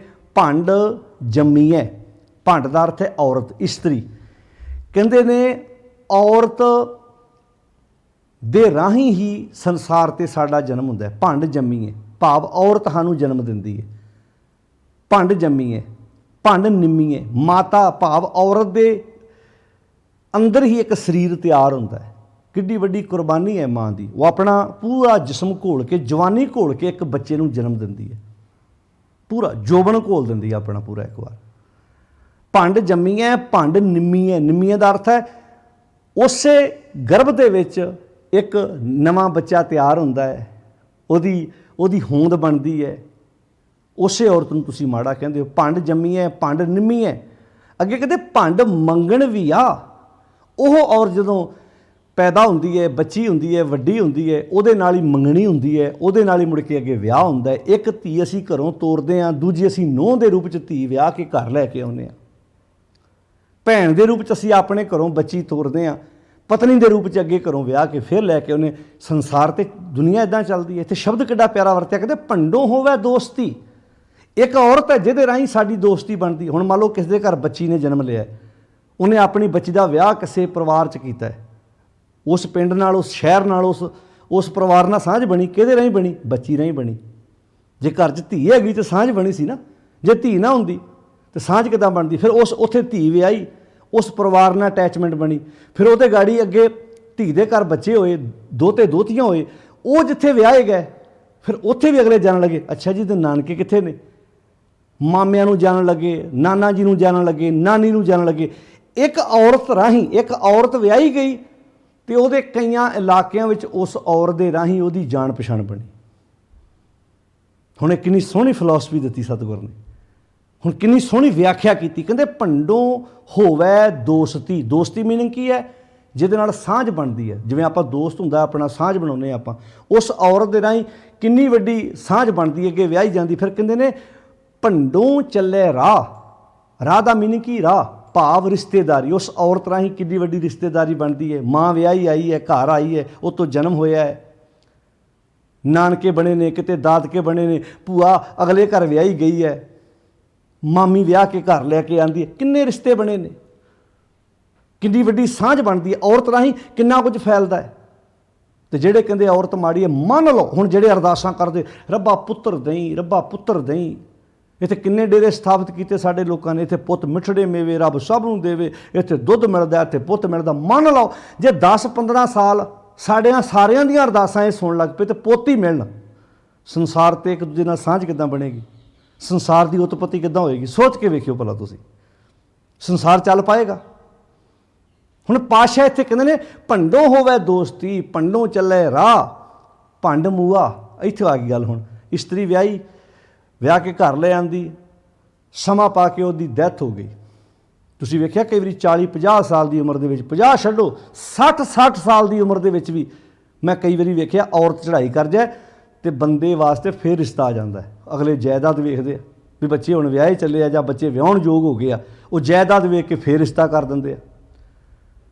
ਭੰਡ ਮੂਆ, ਇਸਤਰੀ ਚੜ੍ਹਾਈ ਕਰ ਗਈ, ਫਿਰ ਅੱਗੇ ਦੇ ਭੰਡ ਭਾਲੀ ਗਏ। ਦੂਜੀ ਇਸਤਰੀ ਉਸੇ ਵੇਲੇ ਭਾਲਣ ਲੱਗ ਪਈ। ਅੰਗੀਠਾ ਵੀ ਨਹੀਂ ਠੰਡਾ ਹੋਣ ਦਿੰਦੇ ਵੀ ਚਿਖਾ ਹੀ ਠੰਡੀ ਹੋ ਲੈਣ ਦਿਓ, ਪਹਿਲੀ ਦਾ ਭੋਗ ਵੀ ਨਹੀਂ ਪਿਆ ਜੇ, ਤੇ ਦੂਜੀ ਲੱਭਣ ਤੁਰ ਪਏ। ਭੰਡ ਹੋਵੇ ਬੰਧਾਨ, ਉਹਦੇ ਨਾਲ ਹੀ ਬੰਧਾਨ ਹੁੰਦਾ, ਉਹਦੇ ਨਾਲ ਹੀ ਅੱਗੇ ਸਾਂਝ ਬਣਦੀ ਹੈ। ਫਿਰ ਪਾਤਸ਼ਾਹ ਕਹਿੰਦੇ ਨੇ ਸੋ ਕਿਉਂ ਮੰਦਾ ਆਖੀ ਹੈ। ਜੇ ਇੰਨਾ ਕੁਝ ਤੁਹਾਨੂੰ ਪਤਾ ਵੀ ਔਰਤ 'ਤੇ ਨਿਰਭਰ ਹੈ, ਜੇ ਸੰਸਾਰ 'ਤੇ ਇੰਨਾ ਕੁਝ ਔਰਤ ਰਾਹੀਂ ਹੁੰਦਾ, ਉਹਨੂੰ ਮੰਦਾ ਕਿਉਂ ਕਹਿੰਦੇ? ਹੁਣ ਮੰਦਾ ਕਹਿੰਦਾ ਕੌਣ ਸੀ? ਸਵਾਲ ਇਹ ਪੈਦਾ ਹੁੰਦਾ ਹੈ, ਕੌਣ ਕਹਿੰਦਾ ਸੀ ਭਲਾ? ਪਿੱਪਰ ਮੰਦਾ ਹੀ ਕਹਿੰਦਾ ਸੀ ਤੇ ਉਹਨੂੰ ਹੱਕ ਨਹੀਂ ਸੀ ਦਿੰਦਾ। ਇੱਥੇ ਤੁਲਸੀਦਾਸ ਵਰਗਿਆਂ ਨੇ ਉੱਥੇ ਪਸ਼ੂ, ਢੋਲ, ਸ਼ੂਦਰ ਅਰ ਨਾਰੀ ਇਹ ਸ਼ਬਦ ਵਰਤੇ। ਉੱਥੇ ਵਰਤਿਆ ਇਹ ਪਾਂਚੋਂ ਤਾੜਨ ਕੇ ਅਧਿਕਾਰੀ। ਉੱਥੇ ਸ਼ਬਦ ਵਰਤਿਆ ਵੀ ਇਹ ਸਾਰੇ ਤਾੜਨ ਕੇ ਅਧਿਕਾਰੀ ਹੈ। ਜਿਵੇਂ ਪਸ਼ੂ ਉੱਤੇ ਡੰਡਾ ਪੈਂਦਾ ਰਹੇ, ਢੋਲ ਉੱਤੇ ਡੱਗਾ ਵੱਜਦਾ ਰਹੇ, ਗਵਾਰ ਨੂੰ ਕੁੱਟ ਪੈਂਦੀ ਰਹੇ, ਇਸਤਰੀ ਨੂੰ ਉਸੇ ਕਤਾਰ 'ਚ ਖੜਿਆ, ਪਸ਼ੂ ਨੂੰ ਉਸੇ ਕਤਾਰ 'ਚ ਖੜਿਆ। ਯਾਨੀ ਕਿ ਜਿਸ ਕਤਾਰ 'ਤੇ ਪਸ਼ੂ, ਢੋਲ, ਸ਼ੂਦਰ, ਉਸੇ ਚੀਜ਼ ਔਰਤ ਨੂੰ ਲਿਆ ਕੇ ਖੜਾ ਕਰ ਦਿੱਤਾ ਵੀ ਇੱਥੇ ਡੰਡਾ ਪੈਂਦਾ ਰਹੇ ਤਾਂ ਹੀ ਇਹ ਸਹੀ ਰਹਿੰਦੀ ਹੈ। ਤੁਸੀਂ ਵੇਖ ਲਓ ਸਾਡੇ ਸਮਾਜ 'ਚ ਐਸਾ ਕੁਝ ਵਾਪਰਦਾ ਕਿ ਨਹੀਂ ਵਾਪਰਦਾ? ਕਿੰਨਾ ਕੁਝ ਵਾਪਰਦਾ। ਫਿਰ ਇੱਥੇ ਵੇਖੋ, ਔਰਤ ਚੜ੍ਹਾਈ ਕਰ ਜਾਏ ਤੇ ਮਰਦ ਨੂੰ ਦੂਜਾ ਰਿਸ਼ਤਾ ਹੈ, ਤੇ ਜੇ ਉਹਦਾ ਪਤੀ ਚੜ੍ਹਾਈ ਕਰ ਜਾਏ ਉਹਨੂੰ ਨਾਲ ਚਿਖਾ ਵਿੱਚ ਤਿਆਰ ਕਰਕੇ ਸਾੜ ਦਿੰਦੇ, ਉਹਨੂੰ ਸਤੀ ਕਹਿੰਦੇ, ਸਤੀ ਹੋ ਗਈ ਹੈ। ਇਹ ਤਾਂ ਭਲਾ ਹੋਵੇ ਗੁਰੂ ਪਾਤਸ਼ਾਹ ਦਾ। ਅਕਬਰ ਜਦੋਂ ਭਾਈ ਜੇਠਾ ਜੀ ਦੀਆਂ ਵਿਚਾਰਾਂ ਤੋਂ ਪ੍ਰਭਾਵਿਤ ਹੋ ਕੇ ਗੁਰੂ ਅਮਰਦਾਸ ਮਹਾਰਾਜ ਜੀ ਦੇ ਦਰਸ਼ਨ ਕਰਨ ਵਾਸਤੇ ਗੋਇੰਦਵਾਲ ਸਾਹਿਬ ਦੀ ਧਰਤੀ 'ਤੇ ਆਉਂਦਾ ਹੈ, ਤਾਂ ਉਹਨੇ ਹੱਥ ਜੋੜ ਕੇ ਬਹੁਤ ਪਿਆਰ ਨਾਲ ਕਿਹਾ ਸੀ, ਮਹਾਰਾਜ ਮੈਨੂੰ ਕੋਈ ਹੁਕਮ ਲਾਓ, ਮੈਂ ਕੁਝ ਸਮਾਜ ਦੀ ਸੇਵਾ ਵਿੱਚ ਆਪਣਾ ਯੋਗਦਾਨ ਪਾ ਸਕਾਂ। ਤੇ ਪਾਤਸ਼ਾਹ, ਹੁਣ ਵੇਖੋ, ਦੇਸ਼ ਦਾ ਬਾਦਸ਼ਾਹ ਹੋਵੇ ਤੇ ਗੁਰੂ ਅਮਰਦਾਸ ਮਹਾਰਾਜ ਜੀ ਕੋਲ ਆਇਆ ਹੋਵੇ, ਤੇ ਗੁਰੂ ਅਮਰਦਾਸ ਮਹਾਰਾਜ ਨੇ ਆਪਣੇ ਨਿੱਜ ਵਾਸਤੇ ਕੁਝ ਨਹੀਂ ਮੰਗਿਆ। ਹੁਣ ਅਜੋਕੇ ਬਾਬੇ ਲੀਡਰਾਂ ਨਾਲ ਜਿਨ੍ਹਾਂ ਦੀ ਸਾਂਝ, ਜਿਨ੍ਹਾਂ ਦੇ ਡੇਰਿਆਂ ਤੇ ਲੀਡਰ ਮੱਥਾ ਟੇਕਣ ਜਾਂਦੇ ਆ, ਇਹ ਹੁਣ ਤੁਸੀਂ ਕੰਪੈਰੀਜ਼ਨ ਆਪੇ ਕਰ ਲਿਓ, ਕਿਹਨਾਂ ਦੇ ਡੇਰਿਆਂ 'ਚ ਵੱਡੇ ਵੱਡੇ ਲੀਡਰ ਜਾਂਦੇ ਆ। ਜਿਨ੍ਹਾਂ ਦੇ ਡੇਰਿਆਂ 'ਚ ਮੁੱਖ ਮੰਤਰੀ, MP, MLA, even prime minister, ਰਾਸ਼ਟਰਪਤੀ ਤੱਕ ਜਾ ਕੇ ਪਰਿਕਰਮਾ ਕਰਦੇ ਆ, ਬੜੇ ਬੜੇ ਦੇਸ਼ ਦੇ ਆਗੂ ਜਾਂਦੇ ਆ। ਹੁਣ ਇੱਕ ਬੰਨੇ ਦੇਸ਼ ਦਾ ਬਾਦਸ਼ਾਹ ਗੁਰੂ ਅਮਰਦਾਸ ਤੋਂ ਪ੍ਰਭਾਵਿਤ ਹੈ, ਤੇ ਗੁਰੂ ਅਮਰਦਾਸ ਮਹਾਰਾਜ ਆਪਣੇ ਨਿੱਜ ਵਾਸਤੇ ਮੰਗ ਸਕਦੇ ਸੀ ਨਾ, ਕਿ ਮੇਰੇ ਪੁੱਤਰ ਮੋਹਨ ਨੂੰ ਗਵਰਨਰ ਹੀ ਲਾ ਦੇ ਕਿਸੇ ਇਲਾਕੇ ਦਾ, ਮੰਗ ਸਕਦੇ ਸੀ ਨਾ, ਸੋਚ ਕੇ ਵੇਖੋ ਤੁਸੀਂ। ਤੇ ਮੇਰੇ ਖਿਆਲ 'ਚ ਉਹਨੇ ਮਨਾ ਨਹੀਂ ਸੀ ਕਰਨਾ, ਕਿਸੇ ਇਲਾਕੇ ਦਾ ਕੋਈ ਰਾਜ ਭਾਗ ਮੰਗ ਲੈ, ਪਰ ਨਾ, ਕਹਿੰਦੇ ਫਿਰ ਕਰਨ ਲੱਗਾ ਇਹ ਕੰਮ ਕਰ। ਇਸ ਦੇਸ਼ ਵਿੱਚ ਜਿਹੜੀ ਸਤੀ ਪ੍ਰਥਾ ਹੋ ਰਹੀ ਹੈ ਨਾ, ਵੀ ਜੇ ਔਰਤ ਚੜ੍ਹਾਈ ਕਰ ਜਾਏ ਤੇ ਮਰਦ ਨੂੰ ਦੂਜਾ ਵਿਆਹ ਕਰਾਉਣ ਦੀ ਆਗਿਆ ਹੈ, ਵੀ ਜੇ ਉਹਦਾ ਪਰਿਵਾਰ ਸਹਿਮਤ ਹੋਵੇ ਤਾਂ ਦੂਜਾ ਵਿਆਹ ਕਰਾ ਸਕਦਾ ਹੈ। ਤੇ ਔਰਤ ਵਾਸਤੇ ਵੀ ਇਹ ਕਾਨੂੰਨ ਬਣਾ ਕਿ ਉਹ ਵੀ, ਜੇ ਉਹ ਚਾਹੇ, ਉਹ ਛੋਟੀ ਉਮਰ 'ਚ ਉਹਦਾ ਪਤੀ ਕਾਲਵਸ ਹੋ ਗਿਆ, ਉਹਨੂੰ ਵੀ ਪੁਨਰ ਵਿਆਹ ਕਰਾਉਣ ਦੀ ਆਗਿਆ ਹੋਣੀ ਚਾਹੀਦੀ ਹੈ, ਯਾਨੀ ਕਿ ਸਤੀ ਪ੍ਰਥਾ ਬੰਦ ਕਰਾ। ਤੇ ਅਕਬਰ ਗੁਰੂ ਅਮਰਦਾਸ ਮਹਾਰਾਜ ਤੋਂ ਪ੍ਰਭਾਵਿਤ ਹੁੰਦਾ ਹੋਇਆ ਉਹਨੇ ਇੱਕ ਕਾਨੂੰਨ ਬਣਾਇਆ ਤੇ ਸਤੀ ਪ੍ਰਥਾ ਬੰਦ ਕਰ ਦਿੱਤੀ। ਇਹ ਗੁਰੂ ਅਮਰਦਾਸ ਮਹਾਰਾਜ ਜੀ ਦੇ ਸਮਾਜ ਸੁਧਾਰਕ ਕੰਮਾਂ ਵਿੱਚ ਇੱਕ ਕੰਮ ਸੀ। ਵੈਸੇ ਤਾਂ ਉਹਨਾਂ ਦੇ ਬੜੇ ਸਮਾਜ ਸੁਧਾਰਕ ਕੰਮ ਸੀ, ਪਰ ਉਹਨਾਂ ਕੰਮਾਂ ਵਿੱਚੋਂ ਇੱਕ ਇਹ ਵੀ ਕੰਮ ਸੀ। ਹੁਣ ਜਿਹੜੀਆਂ ਔਰਤਾਂ ਨੂੰ ਇਹ ਹੱਕ ਮਿਲ ਗਿਆ, ਉਹ ਕਿਉਂ ਨਾ ਗੁਰੂ ਤੋਂ ਕੁਰਬਾਨ ਹੋਣ ਲਈ ਜਾਣਗੀਆਂ, ਉਹ ਕਿਉਂ ਨਾ ਕਹਿਣਗੀਆਂ, ਬਲਿਹਾਰੀ ਗੁਰੇ ਆਪਣੇ ਦਿਵਹਾੜੀ ਸਦਵਾਰ, ਜਿਨ ਮਾਨਸ ਤੇ ਦੇਵਤੇ ਕੀ ਕਰਤ ਨਾ ਲਾਗੀ ਵਾਰ, ਭੂਲੇ ਮਾਰਗ ਜਿਨੇ ਬਤਾਇਆ ਐਸਾ ਗੁਰ। ਹੁਣ ਜਿਹੜੇ ਕਹਿੰਦੇ ਗੁਰੂ ਨੇ ਐਸਾ ਕੀ ਕੀਤਾ, ਆਹ ਕੀਤਾ ਗੁਰੂ ਨੇ, ਆਹ ਕਾਨੂੰਨ ਬਣਾ ਕੇ ਦੱਸੇ ਨੇ, ਗੁਰੂ ਨੇ ਜ਼ਿੰਦਗੀ ਜਿਉਣ ਦਾ ਤਰੀਕਾ ਦੱਸਿਆ। ਜਿਹੜੇ ਕਹਿੰਦੇ ਜੀ ਆਹ ਜਿਹੜੇ ਕਰਮਕਾਂਡ ਸਿਰਫ ਇਸ ਭਾਰਤ ਦੇਸ਼ ਵਿੱਚ ਹੋ ਰਹੇ ਸੀ, ਗੁਰੂ ਸਾਹਿਬ ਨੇ ਉਸ ਇਲਾਕੇ ਦੀ ਗੱਲ ਕੀਤੀ ਹੈ। ਉਹਨਾਂ ਦੇ ਗਿਆਤ ਵਾਸਤੇ ਦੱਸ ਦਈਏ ਵੀ ਸ਼ਾਇਦ ਉਹ ਖੂਹ ਦੇ ਡੱਡੂ ਹੋਣ, ਕਦੀ ਸਮੁੰਦਰ ਵਿੱਚ ਚੁੱਭੀ ਮਾਰ ਕੇ ਵੇਖੋ। ਜੇ ਇਸ ਦੇਸ਼ ਵਿੱਚ ਲੋਕ ਪਾਣੀ 'ਚ ਨਹਾਉਣ ਨਾਲ ਮੁਕਤੀ ਲੱਭਦੇ ਪਏ ਸੀ ਨਾ, ਤੇ ਬੜੇ ਲੋਕ ਨੇ, ਕ੍ਰਿਸਚਨਾਂ 'ਚ ਨਹੀਂ ਤੁਸੀਂ ਇਹ ਵੇਖਿਆ, ਇੱਥੇ ਕਿੰਨੇ ਲੋਕ ਜਿਹੜੇ ਉਹਨਾਂ ਦੇ ਸਮਾਗਮਾਂ ਜਾਂਦੇ, ਕਿੱਦਾਂ ਚੁੱਭੀਆਂ ਮਰਾਉਂਦੇ 'ਚ ਬੱਚਿਆਂ ਦੇ ਵਿੱਚ। ਤੇ ਪਾਣੀ ਭਾਵੇਂ ਵੱਡਾ ਹੋਵੇ ਤੇ ਪਾਣੀ ਭਾਵੇਂ ਛੋਟਾ ਹੋਵੇ, ਪਾਣੀ ਭਾਵੇਂ ਮਤਲਬ ਹਜ਼ਾਰਾਂ ਲੀਟਰ ਹੋਵੇ ਤੇ ਪਾਣੀ ਭਾਵੇਂ 2 ਕੁਇੰਟਲ ਹੋਵੇ, ਪਾਣੀ ਤੇ ਪਾਣੀ ਹੁੰਦਾ। ਇਹਦਾ ਮਤਲਬ ਇਹ ਵਹਿਮ ਉਹਨਾਂ ਵਿੱਚ ਵੀ ਹੈਗਾ ਕਿ ਨਹੀਂ ਹੈਗਾ? ਇਹ ਨਹਾਉਣ ਦਾ ਵਹਿਮ ਤੇ ਕਈਆਂ ਕੰਟਰੀਆਂ ਵਿੱਚ ਵੀ ਹੈਗਾ। ਉਹ ਵੱਖਰੀ ਗੱਲ ਹੈ ਕਿ ਉੱਥੇ ਦੇਸ਼ ਠੰਡੇ, ਅਗਲੇ ਸਰੋਵਰ ਨਹੀਂ ਬਣਾ ਸਕਦੇ, ਪਾਣੀ ਜੰਮ ਜਾਣਾ, ਨਹੀਂ ਤੇ ਘੱਟ ਅਗਲੇ ਉਹ ਵੀ ਨਾ ਕਰਨ। ਉਹ ਜਿਹੜਾ ਅਖੌਤੀ ਧਾਰਮਿਕ ਸਿਸਟਮ ਹੈ ਨਾ, ਉਹ ਕਿਤੇ ਨਾ ਕਿਤੇ ਹਰ ਤਰ੍ਹਾਂ ਲਾਗੂ ਹੈ। ਜੇ ਵਹਿਮ ਭਰਮਾਂ ਦੀ ਗੱਲ ਕਰੀਏ, ਦੂਜੀਆਂ ਕੰਟਰੀਆਂ ਵਿੱਚ ਹੈ ਨਹੀਂ, ਹਰ ਥਾਂ 'ਤੇ ਹੈ। ਬਿਮਾਰੀ ਜਿਹੜੀ ਹੈ ਹਰ ਥਾਂ 'ਤੇ ਸਾਨੂੰ ਆਪਣੀ ਲੱਗੀ ਜਾਂਦੀ ਹੈ। ਤੋ ਇੱਕ ਬੇਨਤੀ ਹੋਰ ਕਰਾਂ, ਉਹ ਜਿਹੜਾ ਸਾਡੇ ਬਹੁਤਿਆਂ ਨੂੰ ਦੂਜਿਆਂ ਦਾ ਕਲਚਰ ਚੰਗਾ ਲੱਗਦਾ ਨਾ, ਦੂਜੇ ਦੀ ਥਾਲੀ 'ਚ ਲੱਡੂ ਹਮੇਸ਼ਾ ਹੀ ਚੰਗਾ ਲੱਗਦਾ ਹੈ, ਹਮੇਸ਼ਾ ਹੀ ਚੰਗਾ ਲੱਗਦਾ। ਪਤਾ ਤਾਂ ਫੇਰ ਲੱਗਦਾ ਜਿਹਨੂੰ ਕਿਤੇ ਵਾਹ ਪੈ ਜਾਣੀ ਹੈ ਤੇ ਰਾਹ ਪੈ ਜਾਣੀ ਹੈ। ਹੋ ਸਕਦਾ ਉਹਨਾਂ ਨੂੰ ਸਾਡਾ ਚੰਗਾ ਲੱਗੀ ਜਾਂਦਾ ਹੋਵੇ, ਪਰ ਸੱਚ ਇਹ ਹੈ, ਮਾਣ ਨਾ ਕਹਿੰਦੇ ਅਸੀਂ, ਗੁਰੂ ਸਾਹਿਬ ਜੀ ਨੇ ਜਿਹੜੀ ਔਰਤ ਦੀ ਇਹ ਤਰਸਯੋਗ ਹਾਲਤ ਬਣੀ ਪਈ ਸੀ, ਦੱਸ ਦਿਓ ਦੁਨੀਆ 'ਤੇ ਵੀ ਔਰਤ ਦੇ ਹੱਕ ਵਿੱਚ ਬੁਲੰਦ ਆਵਾਜ਼ ਕਰਨ ਵਾਲਾ ਕੋਈ ਦੁਨੀਆ 'ਤੇ ਹੋਰ ਵੀ ਰਹਿਬਰ ਹੋਇਆ, ਦੱਸ ਦਿਓ, ਉਹਦਾ ਨਾਂ ਜ਼ਰੂਰ ਦੱਸਿਓ, ਤਾਂ ਕਿ ਅਸੀਂ ਆਪਣੀ ਇਸ ਗਲਤੀ ਨੂੰ ਸੁਧਾਰ ਸਕੀਏ। ਪਰ ਅਸੀਂ ਮਾਣ ਨਾ ਕਹਿੰਦੇ ਹਾਂ। ਔਰਤ ਦੀ ਜਿਹੜੀ ਇਸ ਸੰਸਾਰ 'ਚ ਹਾਲਤ ਹੋਈ ਪਈ ਸੀ, ਗੁਰੂ ਸਾਹਿਬ ਜੀ ਨੇ ਉਹਦੇ ਹੱਕ ਵਿੱਚ ਆਵਾਜ਼ ਬੁਲੰਦ ਕੀਤੀ। ਭਾਈ, ਜੇ ਉਸ ਔਰਤ ਦੀ ਕੁੱਖ ਤੋਂ ਜਨਮ ਲੈਣ ਵਾਲਾ ਵਿਅਕਤੀ ਸਮੇਂ ਦਾ ਰਾਜਾ ਬਣ ਸਕਦਾ ਹੈ, ਕਿਸੇ ਪਿੰਡ ਦਾ ਆਗੂ ਬਣ ਸਕਦਾ ਹੈ, ਕੋਈ ਵਧੀਆ ਮਿਨਿਸਟਰ ਬਣ ਸਕਦਾ ਹੈ, ਕੋਈ ਵਧੀਆ ਜੱਜ, ਵਕੀਲ, ਪੁਲਿਸ ਅਫਸਰ, ਡਾਕਟਰ ਬਣ ਸਕਦਾ ਹੈ, ਤੁਸੀਂ ਔਰਤ ਨੂੰ ਮਾੜਾ ਕਿਉਂ ਕਹਿੰਦੇ ਹੋ? ਕਿਉਂ ਮਾੜਾ ਕਹਿੰਦੇ ਹੋ ਭਾਈ? ਉਹਦੇ ਵੀ ਆਪਣੇ ਹੱਕ ਨੇ, ਉਹਨੂੰ ਵੀ ਜ਼ਿੰਦਗੀ ਜਿਉਣ ਦਾ ਅਧਿਕਾਰ ਹੈ।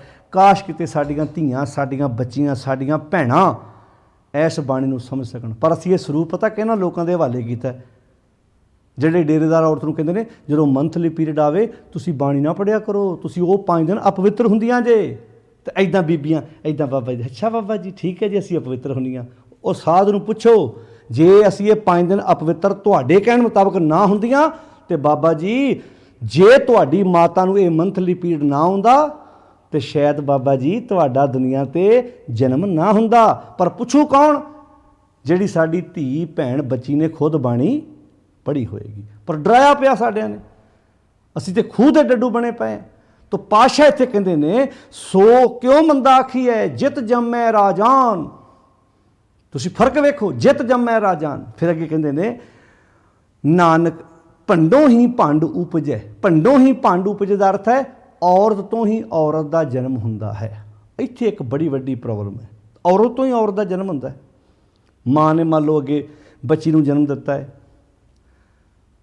ਸਭ ਤੋਂ ਵੱਡੀ ਪ੍ਰੋਬਲਮ ਜਦੋਂ ਘਰ 'ਚ ਪੋਤਰੀ ਜਨਮ ਲੈਂਦੀ ਕਿਹਨੂੰ ਹੁੰਦੀ ਹੈ? ਇਮਾਨਦਾਰੀ ਨਾਲ ਜਵਾਬ ਦਿਓ। ਜਿਹੜੀਆਂ ਸੱਸਾਂ ਨੂੰ ਖੁਸ਼ੀ ਹੁੰਦੀ ਉਹਨਾਂ ਗਾੜੀ ਦਾਸ ਦਾ ਸਿਰ ਚੁੱਕਦਾ, ਨਹੀਂ ਤੇ ਬਹੁਤਿਆਂ ਘਰਾਂ 'ਚ ਸਭ ਤੋਂ ਪਹਿਲਾਂ ਮੂੰਹ ਕਿਹਦਾ ਸੁੱਜਦਾ? ਜਿਹੜੀ ਆਸ ਲੱਗ ਗਈ ਪੋਤਰਾ ਹੋਣਾ ਚਾਹੀਦਾ ਮੇਰੇ। ਅੱਛਾ, ਆਪ ਵੀ ਔਰਤ ਹੀ ਹੈ। ਉਹਨੂੰ ਬੀਬੀ ਨੂੰ ਇਹ ਪੁੱਛੇ ਵੀ ਜੇ ਤੇਰੇ ਜਨਮ ਵੇਲੇ ਤੇਰੇ ਪਰਿਵਾਰ ਦਾ ਮੂੰਹ ਸੁੱਜ ਜਾਂਦਾ ਜਾਂ ਤੇਰਾ ਜਨਮ ਦੁਨੀਆ 'ਤੇ ਹੋਣ ਹੀ ਨਾ ਦਿੰਦਾ। ਮੈਂ ਵੇਖਿਆ ਆਪਣੀ ਜ਼ਿੰਦਗੀ 'ਚ ਕਈ ਇੱਦਾਂ ਚਿਹਰਾ ਲਮਕਾ ਕੇ ਅੱਛਾ ਜੀ ਅਰਦਾਸ ਕਰਾ ਕੇ ਵੇਖ ਲਓ, ਇੱਦਾਂ ਦੀਆਂ ਕਹਾਣੀਆਂ ਬਣਾਈਆਂ ਜਾਂਦੀਆਂ ਨੇ। ਅਜੇ ਕਮਾਲ ਦੀ ਗੱਲ ਵੇਖੋ, ਸਗੋਂ ਜਦੋਂ ਔਰਤ ਦਾ ਬੱਚੀ ਦਾ ਜਨਮ ਹੋਵੇ ਸਭ ਤੋਂ ਵੱਧ ਬੀਬੀ ਨੂੰ ਖੁਸ਼ੀ ਮਨਾਉਣੀ ਚਾਹੀਦੀ ਵੀ ਮੈਂ ਵੀ ਔਰਤ ਹਾਂ। ਅਤੇ ਕਈਆਂ ਘਰਾਂ 'ਚ ਵੇਖਿਆ ਮਰਦ ਖੁਸ਼ ਹੋ ਰਿਹਾ ਹੁੰਦਾ, ਸਹੁਰਾ ਕਈ ਵਾਰੀ ਖੁਸ਼ ਹੁੰਦਾ ਅਤੇ ਲਾਗੇ ਸੱਸ ਨੇ ਮੂੰਹ ਲਮਕਾਇਆ ਹੁੰਦਾ, ਪੱਥਰ ਮਾਰਿਆ ਰੱਬ ਨੇ ਸਾਡੇ ਮੱਥੇ। ਅੱਛਾ, ਜਿਨ੍ਹਾਂ ਪੁੱਤਰਾਂ ਨੂੰ ਕਹਿੰਦੇ ਇਹ ਮਿਠੜੇ ਮੇਵੇ, ਕਈ ਵਾਰੀ ਡਾਂਗ ਉਹ ਇਹੋ ਜਿਹੇ ਟਿਕਾਣੇ ਮਾਰਦੇ ਨਾ ਮੁੜ ਕੇ ਸੂਈ ਦੇ ਨੱਕੇ ਵਿੱਚੋਂ ਕੱਢਦੇ। ਸਾਡੇ ਸਮਾਜ 'ਚ ਕਿੰਨੇ ਕਹਾਣੀਆਂ ਵਾਪਰ ਚੁੱਕੀਆਂ ਨੇ, ਕਿੰਨਿਆਂ ਪੁੱਤਾਂ ਨੇ ਆਪਣੀਆਂ ਮਾਵਾਂ ਦੇ ਕਤਲ ਕੀਤੇ ਨੇ। ਸਾਨੂੰ ਨਹੀਂ ਪਤਾ, ਸਾਡੇ ਸਮਾਜ ਸਭ ਕੁਝ ਵਾਪਰੀ ਜਾਂਦਾ। ਤਾਂ ਗੱਲ ਫਿਰ ਉੱਥੇ ਆਉਂਦੀ ਹੈ। ਇੱਥੇ ਪਾਤਸ਼ਾਹ ਕਹਿੰਦੇ ਨੇ ਭੰਡੋਂ ਹੀ ਭੰਡ ਉਪਜੈ, ਔਰਤ ਤੋਂ ਹੀ ਔਰਤ ਦਾ ਜਨਮ ਹੁੰਦਾ। ਭੰਡੈ ਬਾਜ ਨਾ ਕੋਏ, ਔਰਤ ਤੋਂ ਬਿਨਾਂ ਸੰਸਾਰ ਦੀ ਉਤਪਤੀ ਹੋ ਹੀ ਨਹੀਂ ਸਕਦੀ, ਚੱਲ ਹੀ ਨਹੀਂ ਸਕਦੀ। ਤਾਂ ਪਾਤਸ਼ਾਹ ਕਹਿੰਦੇ ਨੇ ਇੱਕੋ ਹੀ ਹੈ, ਨਾਨਕ ਭੰਡੇ ਵਾਹਰਾ ਇੱਕੋ ਸੱਚਾ ਸੋ। ਇੱਕ ਮਾਲਕ ਅਕਾਲ ਪੁਰਖ ਹੀ ਹੈ ਜਿਹੜਾ ਸਮੇਂ ਦੇ ਪ੍ਰਭਾਵ ਤੋਂ ਰਹਿਤ ਹੈ, ਜਿਹੜਾ ਭਾਂਡੇ ਤੋਂ ਬਾਹਰ ਹੈ, ਭਾਵ ਸਹਿਭੰਗ ਹੈ, ਜਿਹਦਾ ਪ੍ਰਕਾਸ਼ ਆਪਣੇ ਆਪ ਤੋਂ ਹੋਇਆ ਹੈ। ਤਾਂ ਪਾਤਸ਼ਾਹ ਕਹਿੰਦੇ ਜਿਤ ਮੁਖ ਸਦਾ ਸਲਾਹੀ ਹੈ। ਜੇ ਉਹਦੀ ਸਿਫਤ ਸਲਾਹ ਕਰਨ ਨਾਲ ਹਰ ਇੱਕ ਇਨਸਾਨ ਭਾਗਾਂ ਵਾਲਾ ਬਣ ਸਕਦਾ, ਫਿਰ ਔਰਤ ਕਿਉਂ ਨਹੀਂ ਬਣ ਸਕਦੀ? ਇਸ ਕਰਕੇ ਭਾਈ ਮੂਰਖੇ ਨਾਲ ਨਾ ਲੁੱਝ ਗਏ, ਆ ਮੂਰਖਪੁਣਾ ਛੱਡ। ਤੇਰੇ ਇਸ ਮੂਰਖਪੁਣੇ ਕਰਕੇ ਤੂੰ ਔਰਤ ਪ੍ਰਤੀ ਆਪਣੀ ਸੋਚ ਗਲਤ ਰੱਖ ਕੇ ਬੈਠਾ ਹੈ। ਜੇ ਤੈਨੂੰ ਹੱਕ ਹੈ ਤੇ ਜੇ ਤੇਰੇ ਕਹਿਣ ਮੁਤਾਬਕ, ਮੈਂ ਤੇ ਮੰਨਦਾ ਨਹੀਂ, ਮਾਰੇ ਕਹਿੰਦੇ ਵੀ ਧਾਗਾ ਪਾਉਣ ਨਾਲ ਧਰਮੀ ਬਣਦਾ, ਤੂੰ ਹੀ ਕਹਿਣਾ, ਪਰ ਜੇ ਵਾਕਿਆ ਧਾਗਾ ਪਾਉਣ ਨਾਲ ਧਰਮੀ ਬਣਦਾ ਫਿਰ ਇਹ ਹੱਕ ਔਰਤ ਨੂੰ ਕਿਉਂ ਨਹੀਂ, ਉਹਨੂੰ ਕਿਉਂ ਨਹੀਂ ਹੈਗਾ?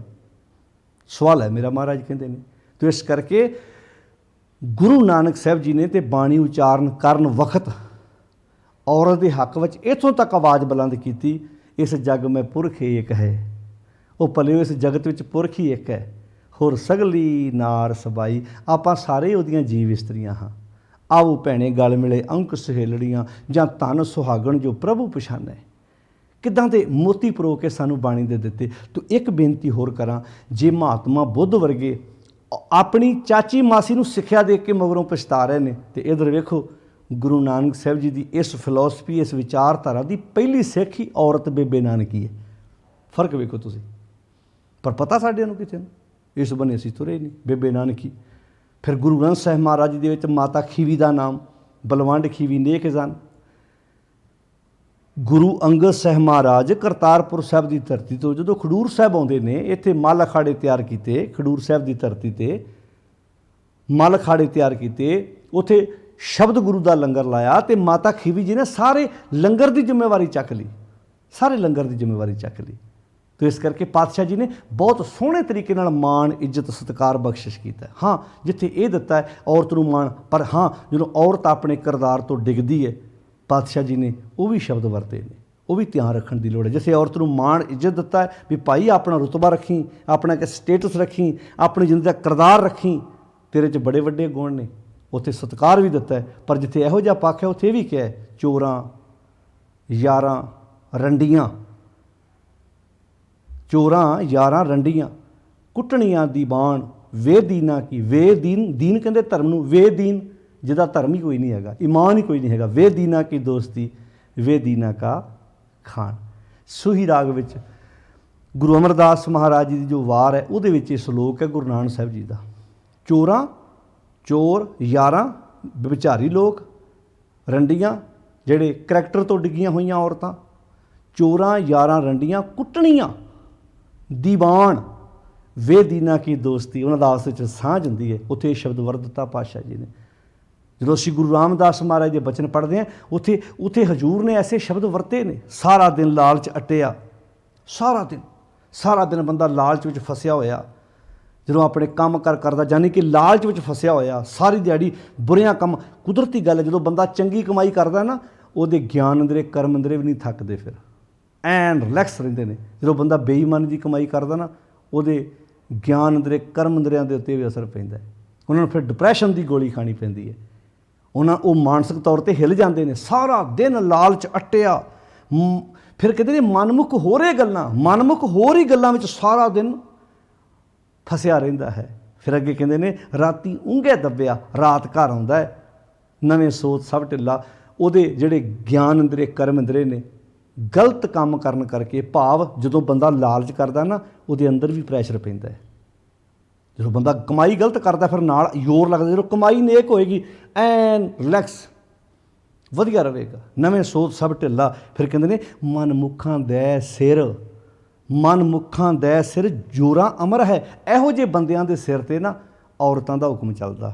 ਕਹਿੰਦੇ ਨਿੱਤ ਦੇਵੇਂ ਭਲਾ, ਲਿਆ ਕੇ ਚੰਗੇ ਪਦਾਰਥ ਦਿੰਦੇ। ਜੋ ਔਰਤ ਮੰਗੀ ਜਾਂਦੀ ਹੈ, ਭਾਵੇਂ ਉਹ ਬੇਈਮਾਨੀ ਕਰੇ, ਠੱਗੀਆਂ ਮਾਰੇ, ਲੁੱਟ ਖਸੁੱਟ ਕਰੇ, ਰਿਸ਼ਵਤ ਲਵੇ, ਇਹੋ ਜਿਹੇ ਬੰਦਿਆਂ ਦੇ ਸਿਰ 'ਤੇ ਫਿਰ ਔਰਤਾਂ ਦਾ ਹੁਕਮ ਚੱਲਦਾ। ਕਹਿੰਦੇ ਜੋਰਾਂ ਦਾ ਆਖਿਆ ਪੁਰਖ ਕਮਾਉਂਦੇ। ਕੀ ਔਰਤ ਦੇ ਆਖੇ ਨਹੀਂ ਲੱਗਣਾ ਚਾਹੀਦਾ? ਕਹਿੰਦੇ ਲੱਗਣਾ ਚਾਹੀਦਾ, ਜਾਂ ਤਾਂ ਸਲਾਹਕਾਰ ਹੋਵੇ ਨਾ, ਇੱਦਾਂ ਸਲਾਹ ਕਰਕੇ ਕੰਮ ਕਰੇ। ਪਰ ਇੱਥੇ ਆਪਣਾ ਦਿਮਾਗ, ਤੇ ਤੁਸੀਂ ਵੇਖੋ ਬਹੁਤਿਆਂ ਘਰਾਂ 'ਚ ਮਰਦ ਆਪਣਾ ਦਿਮਾਗ ਵਰਤਦਾ ਹੀ ਨਹੀਂ। ਜੋਰਾਂ ਦਾ ਆਖਿਆ ਪੁਰਖ ਕਮਾਉਂਦੇ, ਔਰਤ ਨੇ ਜੋ ਕਹਿਤਾ ਉਹੋ ਹੀ ਪੁਰਖ ਕਰੇਗਾ। ਸੇ ਅਪਵਿੱਤ ਅਮੇਧ ਖਲਾ, ਕਿਉਂ? ਕਿਉਂਕਿ ਅੰਦਰੋਂ ਉਹ ਡੈਡ ਹੋ ਚੁੱਕੇ ਹੁੰਦੇ ਨੇ, ਬਿਲਕੁਲ। ਉਹ ਤੇ ਪਤੰਗਾ ਹੁੰਦੇ ਨੇ, ਡੋਰ ਕਿਸੇ ਹੋਰ ਹੱਥ ਹੁੰਦੀ ਹੈ। ਕਹਿੰਦੇ ਕਾਮ ਵਿਆਪੇ ਕੁਸ਼ੋਧ ਨਰ, ਕਿਉਂਕਿ ਕਾਮ ਵਾਸ਼ਨਾ 'ਚ ਵੱਜਾ ਹੋਇਆ। ਜੋ ਔਰਤ ਕਹੀ ਜਾਂਦੀ ਹੈ ਉਹ ਕਰਦਾ। ਵੇਖਿਆ ਨਾ ਆਪ, ਕਈਆਂ ਘਰਾਂ ਵਿੱਚ ਇਹੋ ਜਿਹੇ ਪੁਆੜੇ ਪੈਂਦੇ ਨੇ, ਔਰਤ ਆਉਂਦੀ ਹੈ, ਬੱਚਿਆਂ ਦੇ ਕਤਲ ਤੱਕ ਕਰਵਾ ਦਿੰਦੀ ਹੈ। ਇਹ ਵੀ ਇੱਕ ਔਰਤ ਦਾ ਪੱਖ ਹੈਗਾ ਜੀ। ਇੱਕ ਬੰਨੇ ਸੋਕੋ ਮੰਦਾ ਆਖੀਏ, ਜਿੱਤ ਜੰਮੇ ਰਾਜਾਨ ਵੀ ਆਖਿਆ। ਦੋਵੇਂ ਪੱਖ ਪੇਸ਼ ਕਰਤੇ। ਹੁਣ ਇਹ ਸਾਡੇ ਸਮਾਜ ਦੀਆਂ ਔਰਤਾਂ ਬੀਬੀਆਂ ਨੇ ਸੋਚਣਾ ਹੈ ਅਸੀਂ ਕਿਹੜੇ ਪੱਖ ਵਿੱਚ ਆਪਣੇ ਆਪ ਨੂੰ ਲੈ ਕੇ ਜਾਣਾ ਹੈ। ਇੱਥੇ ਸ਼ਬਦ ਵਰਤੇ ਕਾਮ ਵਿਆਪੇ ਕੁਸ਼ੋਧ ਨਰ ਸੇ ਜੋਰਾਂ ਪੁੱਛ ਚੱਲਾ। ਉਹ ਔਰਤਾਂ ਨੂੰ ਪੁੱਛ ਕੇ ਤੁਰਦੇ, ਜਾਨੀ ਕਿ ਉਹ ਆਪਣੇ ਸਲਾਹਕਾਰ ਨਹੀਂ ਸਮਝਦੇ। ਇੱਕ ਹੁੰਦੀ ਸਲਾਹ ਕਰਨੀ, ਵੀ ਇੱਦਾਂ ਤੁਸੀਂ ਬੈਠ ਕੇ ਸਲਾਹ ਕਰ ਰਹੇ ਜੇ ਮਾਂ ਨਾਲ, ਪਤਨੀ ਨਾਲ, ਬੱਚਿਆਂ ਨਾਲ, ਵੀ ਆਪਾਂ ਕੰਮ ਕਰੀਏ। ਇੱਕ ਹੁੰਦਾ ਸਲਾਹ ਨਹੀਂ, ਔਰਤ ਨੇ ਕਹਿਤਾ ਇੱਦਾਂ ਤੇ ਇੱਦਾਂ, ਦੇਣਾ ਰਾਤ। ਮੈਨੂੰ ਆ ਫਰਿੱਜ ਪਸੰਦ ਨਹੀਂ, ਵੱਡੀ ਲਿਆਓ। ਮੈਨੂੰ ਆ ਟੀਵੀ ਪਸੰਦ ਨਹੀਂ, ਵੱਡਾ ਲਿਆਓ। ਮੈਨੂੰ ਆ ਬੈੱਡ ਪਸੰਦ ਨਹੀਂ, ਵੱਡਾ ਲਿਆਓ। ਉਹ ਕਹਿੰਦਾ ਮੇਰੀ ਜੇਬ ਸਾਥ ਨਹੀਂ ਦਿੰਦੀ। ਕਹਿੰਦੀ ਬੇਈਮਾਨੀ ਕਰ, ਰਿਸ਼ਵਤ ਲੈ, ਠੱਗੀ ਮਾਰ, ਜੋ ਮਰਜ਼ੀ ਕਰ, ਪਰ ਮੇਰੀਆਂ ਮੰਗਾਂ ਪੂਰੀਆਂ ਹੋਣੀਆਂ ਚਾਹੀਦੀਆਂ ਨੇ। ਫਿਰ ਦੱਸੋ ਇਹੋ ਜਿਹੇ ਘਰ ਦੇ ਹਾਲਾਤ ਕਿਹੜੇ ਹੋਣਗੇ ਭਲਾ? ਇੱਥੇ ਫਿਰ ਸ਼ਬਦ ਵਰਤਾ ਰੰਨਾਂ ਹੋਈਆਂ ਬੋਧੀਆਂ, ਪੁਰਸ਼ ਹੋਏ ਸਯਾਦ। ਉੱਥੇ ਰੰਨ ਸ਼ਬਦ ਵੀ ਵਰਤਿਆ ਹੈ, ਰੰਨਾਂ ਹੋਈਆਂ ਬੋਧੀਆਂ। ਇੱਥੇ ਆਖਿਆ ਸੋ ਕੋ ਮੰਦਾ ਆਖੀਏ ਜਿੱਤ ਜੰਮੈ ਰਾਜਾਨ। ਇਹ ਹੁਣ ਦੋਵੇਂ ਪੱਖ ਹੀ ਆਪਾਂ ਵੇਖਣੇ ਨੇ। ਉੱਥੇ ਆਵਾਜ਼ ਉਠਾਈ ਜਿੱਥੇ ਅਖੌਤੀ ਧਾਰਮਿਕ ਲੋਕ ਔਰਤ ਨਾਲ ਧੱਕਾ ਕਰ ਰਹੇ ਸੀ, ਬਾਪੂ ਜੀ ਅੱਗੇ ਹੋ ਗਏ, ਕਹਿੰਦੇ ਨਾ ਇੱਥੇ ਧੱਕਾ ਨਹੀਂ ਕਰ ਦੇਣਾ। ਪਰ ਇੱਥੇ ਨਾਲ ਕਹਿਤਾ ਰੰਨਾਂ ਹੋਈਆਂ ਬੋਧੀਆਂ, ਪੁਰਸ਼ ਹੋਏ ਸਯਾਦ। ਜਿਸ ਘਰ ਵਿੱਚ ਮਰਦ ਸ਼ਿਕਾਰੀ ਬਣ ਜਾਏ ਤੇ ਔਰਤ ਉਹਦੀ ਸਲਾਹਕਾਰ ਬਣ ਜਾਏ। ਹੁੰਦੇ ਨਾ ਕਈ ਘਰ ਜਿੱਥੇ ਬੰਦਾ ਬੇਈਮਾਨੀ ਕਰਦਾ ਤੇ ਔਰਤ ਨੂੰ ਦੱਸਦੀ ਬੇਈਮਾਨੀ ਇੱਦਾਂ ਕਰ, ਇੱਦਾਂ ਰਿਸ਼ਵਤ ਲੈ ਕੇ ਆਇਆ ਕਰ, ਇੱਦਾਂ ਠੱਗੀਆਂ ਮਾਰਿਆ ਕਰ, ਇੱਦਾਂ ਲੁੱਟ ਖਸੁੱਟ ਕਰਿਆ ਕਰ। ਉੱਥੇ ਕਹਿੰਦੇ ਰੰਨਾਂ ਹੋਈਆਂ ਬੋਧੀਆਂ, ਪੁਰਸ਼ ਹੋਏ ਸਯਾਦ। ਸੀਲ ਸੰਜਮ ਸੁੱਚ ਭੰਨੀ, ਉਸ ਘਰ ਵਿੱਚੋਂ ਸੀਲ ਮਿੱਠਾ ਸੁਭਾਅ ਗਵਾ ਜਾਂਦਾ। ਸੁੱਚ ਭੰਨੀ, ਅੰਦਰ ਦੇ ਹਿਰਦੇ ਦੀ ਪਵਿੱਤਰਤਾ ਗਵਾ ਜਾਂਦੀ ਹੈ। ਖਾਣਾ ਖਾਜ ਅਹਾਜ, ਨਾ ਖਾਣ ਵਾਲੀਆਂ ਚੀਜ਼ਾਂ ਖਾਧੀਆਂ ਜਾਂਦੀਆਂ ਨੇ। ਫਿਰ ਉਸ ਘਰ ਵਿੱਚੋਂ ਕਿਹੜੀ ਚੀਜ਼ ਆਉਂਦੀ ਹੈ? ਸ਼ਰਮ ਗਿਆ ਘਰ ਆਪਣੇ। ਸ਼ਰਮ ਕਹਿੰਦੀ ਮੈਂ ਇਸ ਘਰ 'ਚ ਕੀ ਕਰਨਾ, ਪੱਤ ਉੱਠ ਚੱਲੀ ਨਾਲ। ਇੱਜ਼ਤ ਕਹਿੰਦੀ ਫਿਰ ਮੈਂ ਇੱਥੇ ਕੀ ਕਰਨਾ ਹੈ। ਨਾਨਕ ਸੱਚਾ ਏਕ ਹੈ। ਮਹਾਰਾਜ ਜੇ ਇਹ ਚੀਜ਼ਾਂ ਵਾਪਸ ਲਿਆਉਣੀਆਂ ਹੋਣ, ਕਹਿੰਦੀ ਇੱਕੋ ਤਰੀਕਾ ਹੈਗਾ ਹੈ, ਨਾਨਕ ਸੱਚਾ ਏਕ ਹੈ ਔਰ ਨਾ ਸੱਚਾ ਪਾਲ। ਉਹ ਇੱਕ ਨਾਲ ਸਾਂਝ ਪਾ ਲਓ, ਇੱਕ ਦੀ ਮਰਿਆਦਾ ਘਰ 'ਚ ਲਾਓ, ਅੰਦਰੋਂ ਬਾਹਰੋਂ ਇੱਕ ਹੋ ਜਾਓ, ਸਲਾਹ ਨਾਲ ਕੋਈ ਕੰਮ ਕਰਨਾ ਸ਼ੁਰੂ ਕਰੋ। ਨਾਨਕ ਸੱਚਾ ਏਕ ਹੈ ਔਰ ਨਾ ਸੱਚਾ ਪਾਲ। ਤਾਂ ਪਾਤਸ਼ਾਹ ਇੱਥੇ ਕਹਿੰਦੇ ਨੇ ਨਾਨਕ ਭੰਡੇ ਵਾਰਾ ਇੱਕੋ ਸੱਚਾ ਸੋਏ। ਉਹ ਇੱਕ ਮਾਲਕ ਹੀ ਹੈ ਜਿਹੜਾ ਇਸਤਰੀ ਤੋਂ ਬਿਨਾਂ ਹੈ, ਭਾਵ ਆਪਣੇ ਆਪ ਤੋਂ ਜਿਹੜਾ ਜਨਮ ਹੋਇਆ ਹੈ। ਆੜਾ ਸੋ ਕੋ ਮੰਦਾ ਆਖੀਏ ਜਿੱਤ ਜੰਮੈ ਰਾਜਾਨ ਹੈ। ਇੱਥੇ ਜਿਹੜੇ ਅਖੌਤੀ ਧਾਰਮਿਕ ਲੋਕ ਔਰਤ ਨਾਲ ਧੱਕਾ ਕਰ ਰਹੇ ਸੀ, ਉੱਥੇ ਪਾਤਸ਼ਾਹ ਜੀ ਖੜੇ ਹੋ ਗਏ ਅੱਗੇ ਕਿ ਭਾਈ ਇਹ ਧੱਕਾ ਨਹੀਂ ਚੱਲਣ ਦੇਣਾ। ਭਾਈ ਜੇ ਮਰਦ ਨੂੰ ਇੱਥੇ ਹਰ ਇੱਕ ਸੰਸਾਰ 'ਤੇ ਵਧੀਆ ਜ਼ਿੰਦਗੀ ਜਿਉਣ ਦਾ ਹੱਕ ਹੈ, ਉਹਨੂੰ ਇਹ ਆਪਣੀ ਜ਼ਿੰਦਗੀ ਵਿੱਚ ਵਿਚਾਰਾਂ ਰੱਖਣ ਦਾ ਹੱਕ ਹੈ ਤੇ ਔਰਤ ਨੂੰ ਵੀ ਹੋਣਾ ਚਾਹੀਦਾ ਹੈ। ਜਿਹੜੇ ਕਹਿੰਦੇ ਨਾ ਔਰਤ ਨੂੰ ਅਸੀਂ ਬਰਾਬਰ ਦਾ ਦਰਜਾ ਦਿੰਦੇ ਆ, ਉਹਦੇ ਵਾਸਤੇ ਵਧੀਆ ਤਰੀਕਾ ਹੈ ਜੇ ਤੁਸੀਂ ਪੁੱਤਰ ਨੂੰ ਪੜ੍ਹਾ ਰਹੇ ਜੇ ਧੀ ਨੂੰ ਵੀ ਪੜ੍ਹਾਓ।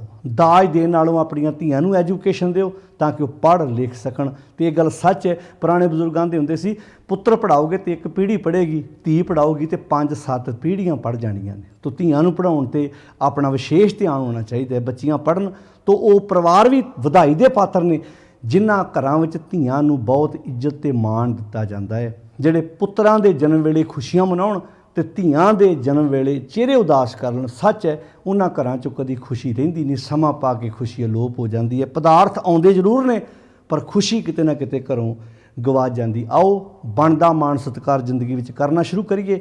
ਪੁੱਤਰ ਵੀ ਆਪਣਾ ਮਾਣ ਸਤਿਕਾਰ ਕਾਇਮ ਰੱਖਣ ਵਾਸਤੇ ਚੰਗੇ ਕੰਮ ਕਰਨ। ਤੋਂ ਜਿਹੜੀ ਇੱਥੇ ਪਾਤਸ਼ਾਹ ਜੀ ਨੇ ਸਾਰੇ ਸ਼ਲੋਕ ਵਿੱਚ ਵਿਚਾਰ ਦਿੱਤੀ ਹੈ, ਹੇ ਭਾਈ ਆਪਣੀ ਜ਼ਿੰਦਗੀ ਦਾ ਮੂਰਖਪੁਣਾ ਛੱਡ ਤੇ ਇਹ ਜਿਹੜਾ ਤੂੰ ਧੱਕਾ ਕਰਦਾ ਪਿਆ ਔਰਤ ਦੇ ਨਾਲ, ਇਹ ਧੱਕਾ ਆਪਣੀ ਜ਼ਿੰਦਗੀ 'ਚੋਂ ਪਾਸੇ ਕਰ ਦੇ। ਸੱਚ ਦੀ ਵਿਚਾਰ ਲੈ ਕੇ ਆ ਜ਼ਿੰਦਗੀ ਜਿਉਣ ਦਾ ਤਰੀਕਾ ਸਿੱਖ। ਪਾਤਸ਼ਾਹ ਜੀ ਨੇ ਇੱਥੇ ਜਿਹੜਾ ਬਚਨ ਵਰਤਿਆ, ਮੂਰਖੇ ਨਾਲ ਨਾ ਲੁੱਝੀਏ। ਮੂਰਖੇ ਨਾਲ ਨਾ ਲੁੱਝੀਏ ਦਾ ਅਰਥ ਹੈ ਮੂਰਖਪੁਣੇ ਵਾਲੇ ਕੰਮ ਆਪਣੀ ਜ਼ਿੰਦਗੀ 'ਚੋਂ ਛੱਡ ਦੇ। ਇਸ ਕਰਕੇ ਮੰਦਾ ਕਿਸੇ ਨਾ ਆਖੀਏ, ਪੜ੍ਹ ਅੱਖਰ ਇਹੋ ਬੁੱਝੀਏ। ਆਪਣੇ ਗਿਆਨ ਅੰਦਰੇ ਕਰਮ ਅੰਦਰੇ ਮੰਦੇ ਪਾਸਿਓਂ ਹਟਾ ਕੇ ਚੰਗੇ ਬੰਨੇ ਸੋਚਣ ਲਾਈਏ। ਤੇ ਇਹ ਤੋਂ ਪਹਿਲਾ ਸ਼ਲੋਕ ਜਿਹੜਾ ਆਪਾਂ ਵਿਚਾਰਿਆ ਸੀ ਵੀ ਬੰਦਾ ਖਾਣਾ ਖਾਂਦਾ ਹੈ ਤੇ ਖਾਣੇ ਖਾਣ ਤੋਂ ਪਹਿਲਾਂ 3-4 ਚੀਜ਼ਾਂ ਦਾ ਧਿਆਨ ਰੱਖਦਾ। ਉਹਦੀ ਸੁਗੰਧੀ ਦਾ ਆਨੰਦ ਮਾਣਦਾ, ਫਿਰ ਉਹਦੀ ਸ਼ਕਲ ਬੜੀ ਵੇਖ ਕੇ ਉਹਨੂੰ ਖੁਸ਼ੀ ਹੁੰਦੀ ਹੈ। ਤੀਜੇ ਨੰਬਰ 'ਤੇ ਉਹਨੂੰ ਜਦੋਂ ਦੰਦਾਂ ਨਾਲ ਚਿੱਥਦਾ ਉਹ 'ਚੋਂ ਰਸ ਲੈਂਦਾ ਹੈ। ਚੌਥੇ ਥਾਂ 'ਤੇ ਉਹਦੇ ਵਿੱਚੋਂ ਫਿਰ ਤੱਤ ਗ੍ਰਹਿਣ ਕਰਦਾ ਹੈ। ਉਹ ਪਦਾਰਥ ਚੰਗੇ ਲੱਗਦੇ। ਜਦੋਂ ਉਹ ਪਦਾਰਥ ਬੰਦੇ ਦੇ ਜਿਸਮ ਵਿੱਚ ਜਾਂਦੇ ਨੇ, ਉਹ ਪਦਾਰਥ ਜਦੋਂ ਉਹਦੇ ਜਿਸਮ ਵਿੱਚੋਂ ਬਾਹਰ ਨਿਕਲਦੇ ਨੇ, ਫਿਰ ਥੁੱਕਾਂ ਪਈਆਂ ਤਿੱਤ ਹੁੰਦੀਆਂ। ਪਾਤਸ਼ਾਹ ਜੀ ਕਹਿੰਦੇ ਅੰਨ ਦੇਵਤਾ, ਪਾਣੀ ਦੇਵਤਾ, ਬੈ ਸੰਤਰ ਦੇਵਤਾ ਲੂਣ, ਪੰਜਵਾਂ ਪਾਇਆ ਕ੍ਰਿਤ ਤਾਂ ਹੋਆ ਪਾਕ ਪਵਿੱਤ, ਪਾਪੀ ਸਿਉ ਤਨ ਗੱਡਿਆ ਥੁੱਕਾਂ ਪਈਆਂ ਤਿੱਤ। ਕੀ ਵਜ੍ਹਾ ਕਿ ਜਿਹੜਾ ਭੋਜਨ ਏਡਾ ਵਧੀਆ ਸੀ ਅੱਜ ਉਹ ਥੁੱਕਾਂ ਪੈਣ ਦੇ ਲਾਇਕ ਹੋ ਗਿਆ। ਪਤਾ ਕਿਉਂ? ਕਿਉਂਕਿ ਉਹਦੇ ਵਿੱਚੋਂ ਹੁਣ ਸੁਗੰਧੀ ਉਹ ਨਹੀਂ ਰਹੀ, ਬਦਬੂ ਵਿੱਚ ਤਬਦੀਲ ਹੋ ਗਈ ਹੈ। ਹੁਣ ਉਹਦੀ ਸ਼ਕਲ ਉਹ ਨਹੀਂ ਰਹੀ ਜਿਹੜੀ ਖਾਣੇ ਦੀ ਪਹਿਲੀ ਸ਼ਕਲ ਸੀ। ਤੀਜੇ ਨੰਬਰ 'ਤੇ ਆ ਗਿਆ, ਉਹਦੇ ਵਿੱਚੋਂ ਰਸ ਨਹੀਂ ਰਿਹਾ। ਚੌਥੇ ਨੰਬਰ 'ਤੇ ਉਹ ਤੱਤ ਨਹੀਂ ਰਿਹਾ, ਅੱਜ ਉਹ ਥੁੱਕਾਂ ਪੈ ਰਹੀਆਂ। ਇੱਦਾਂ ਹੀ ਬੰਦੇ ਦਾ ਜੀਵਨ ਹੈ। ਜੇ ਬੰਦੇ ਦੀ ਜ਼ਿੰਦਗੀ 'ਚੋਂ ਗੁਣਾਂ ਦੀ ਖੁਸ਼ਬੂ ਆਏਗੀ, ਇਹਦੇ ਗੁਣਾਂ ਦੀ ਸ਼ਕਲ ਵਧੀਆ ਹੋਏਗੀ, ਇਹਦੀ ਜ਼ਿੰਦਗੀ ਜਿਉਣ ਦਾ ਤਰੀਕਾ ਵਧੀਆ ਹੋਏਗਾ, ਰਸ ਹੋਏਗਾ, ਤੱਤ ਹੋਏਗਾ, ਇਹਦਾ ਲੋਕ ਸਤਿਕਾਰ ਕਰਨਗੇ। ਤੇ ਜੇ ਇਹਨੇ ਕੰਮ ਪੁੱਠੇ ਕੀਤੇ ਫਿਰ ਮੂਰਖੇ ਨਾਲ ਨਾ ਲੁੱਝ ਗਏ ਤੇ ਫਿਰ ਤੇ ਥੁੱਕਾਂ ਪਈਆਂ ਤੇ ਜੇ ਵਿਸ਼ਟਾ 'ਤੇ ਥੁੱਕ ਪੈ ਸਕਦੀ ਹੈ ਤੇ ਲੋਕ ਬੰਦਿਆਂ ਦੇ ਕੰਮਾਂ ਵੱਲ ਵੇਖ ਕੇ ਵੀ ਕਹਿੰਦੇ ਨੇ ਭਾਈ ਇਹ ਤਾਂ ਬਹੁਤ ਘਟੀਆ ਬੰਦਾ ਹੈ। ਸੱਚ ਹੈ ਕੱਪੜੇ ਜਿੰਨੇ ਮਰਜ਼ੀ ਵਧੀਆ ਪਾ ਲਈ, ਸੱਚ ਹੈ ਕੱਪੜਿਆਂ ਨੇ ਤੈਨੂੰ ਵਧੀਆ ਨਹੀਂ ਬਣਾਉਣਾ। ਬੰਦਾ ਵਧੀਆ ਹੋਵੇ, ਔਰਤ ਵਧੀਆ ਹੋਵੇ ਤੇ ਮਾੜਾ ਕੱਪੜਾ ਪਾ ਕੇ ਵੀ ਉਹਦੀ ਕੀਮਤ ਵਧਾ ਦਿੰਦਾ ਹੈ, ਦਿੰਦੀ ਹੈ। ਤੇ ਜੇ ਕੱਪੜੇ ਵਧੀਆ ਵੀ ਪਾਏ ਹੋਣ ਪਰ ਪਾਏ ਮਾੜੇ ਬੰਦੇ ਨੇ ਹੋਣ, ਉਹ ਕੱਪੜਾ ਵੀ ਕਹਿੰਦਾ ਕਿ ਇਹਦੇ ਗਲ ਪੈ ਗਿਆ, ਤੇਰੇ ਗਲ ਪੈਣ ਕਰਕੇ ਮੇਰੀ ਵੀ ਕੀਮਤ ਘਟ ਗਈ ਹੈ। ਤੋ ਆਓ ਆਪਣੀ ਕੀਮਤ ਵਧਾਉਣ ਵਿੱਚ ਗੁਰੂ ਦੀ ਸਿੱਖਿਆ, ਗੁਰੂ ਦਾ ਉਪਦੇਸ਼, ਗੁਰੂ ਦੀ ਵਿਚਾਰ ਆਪਣੇ ਜੀਵਨ 'ਚ ਲੈ ਕੇ ਆਈਏ।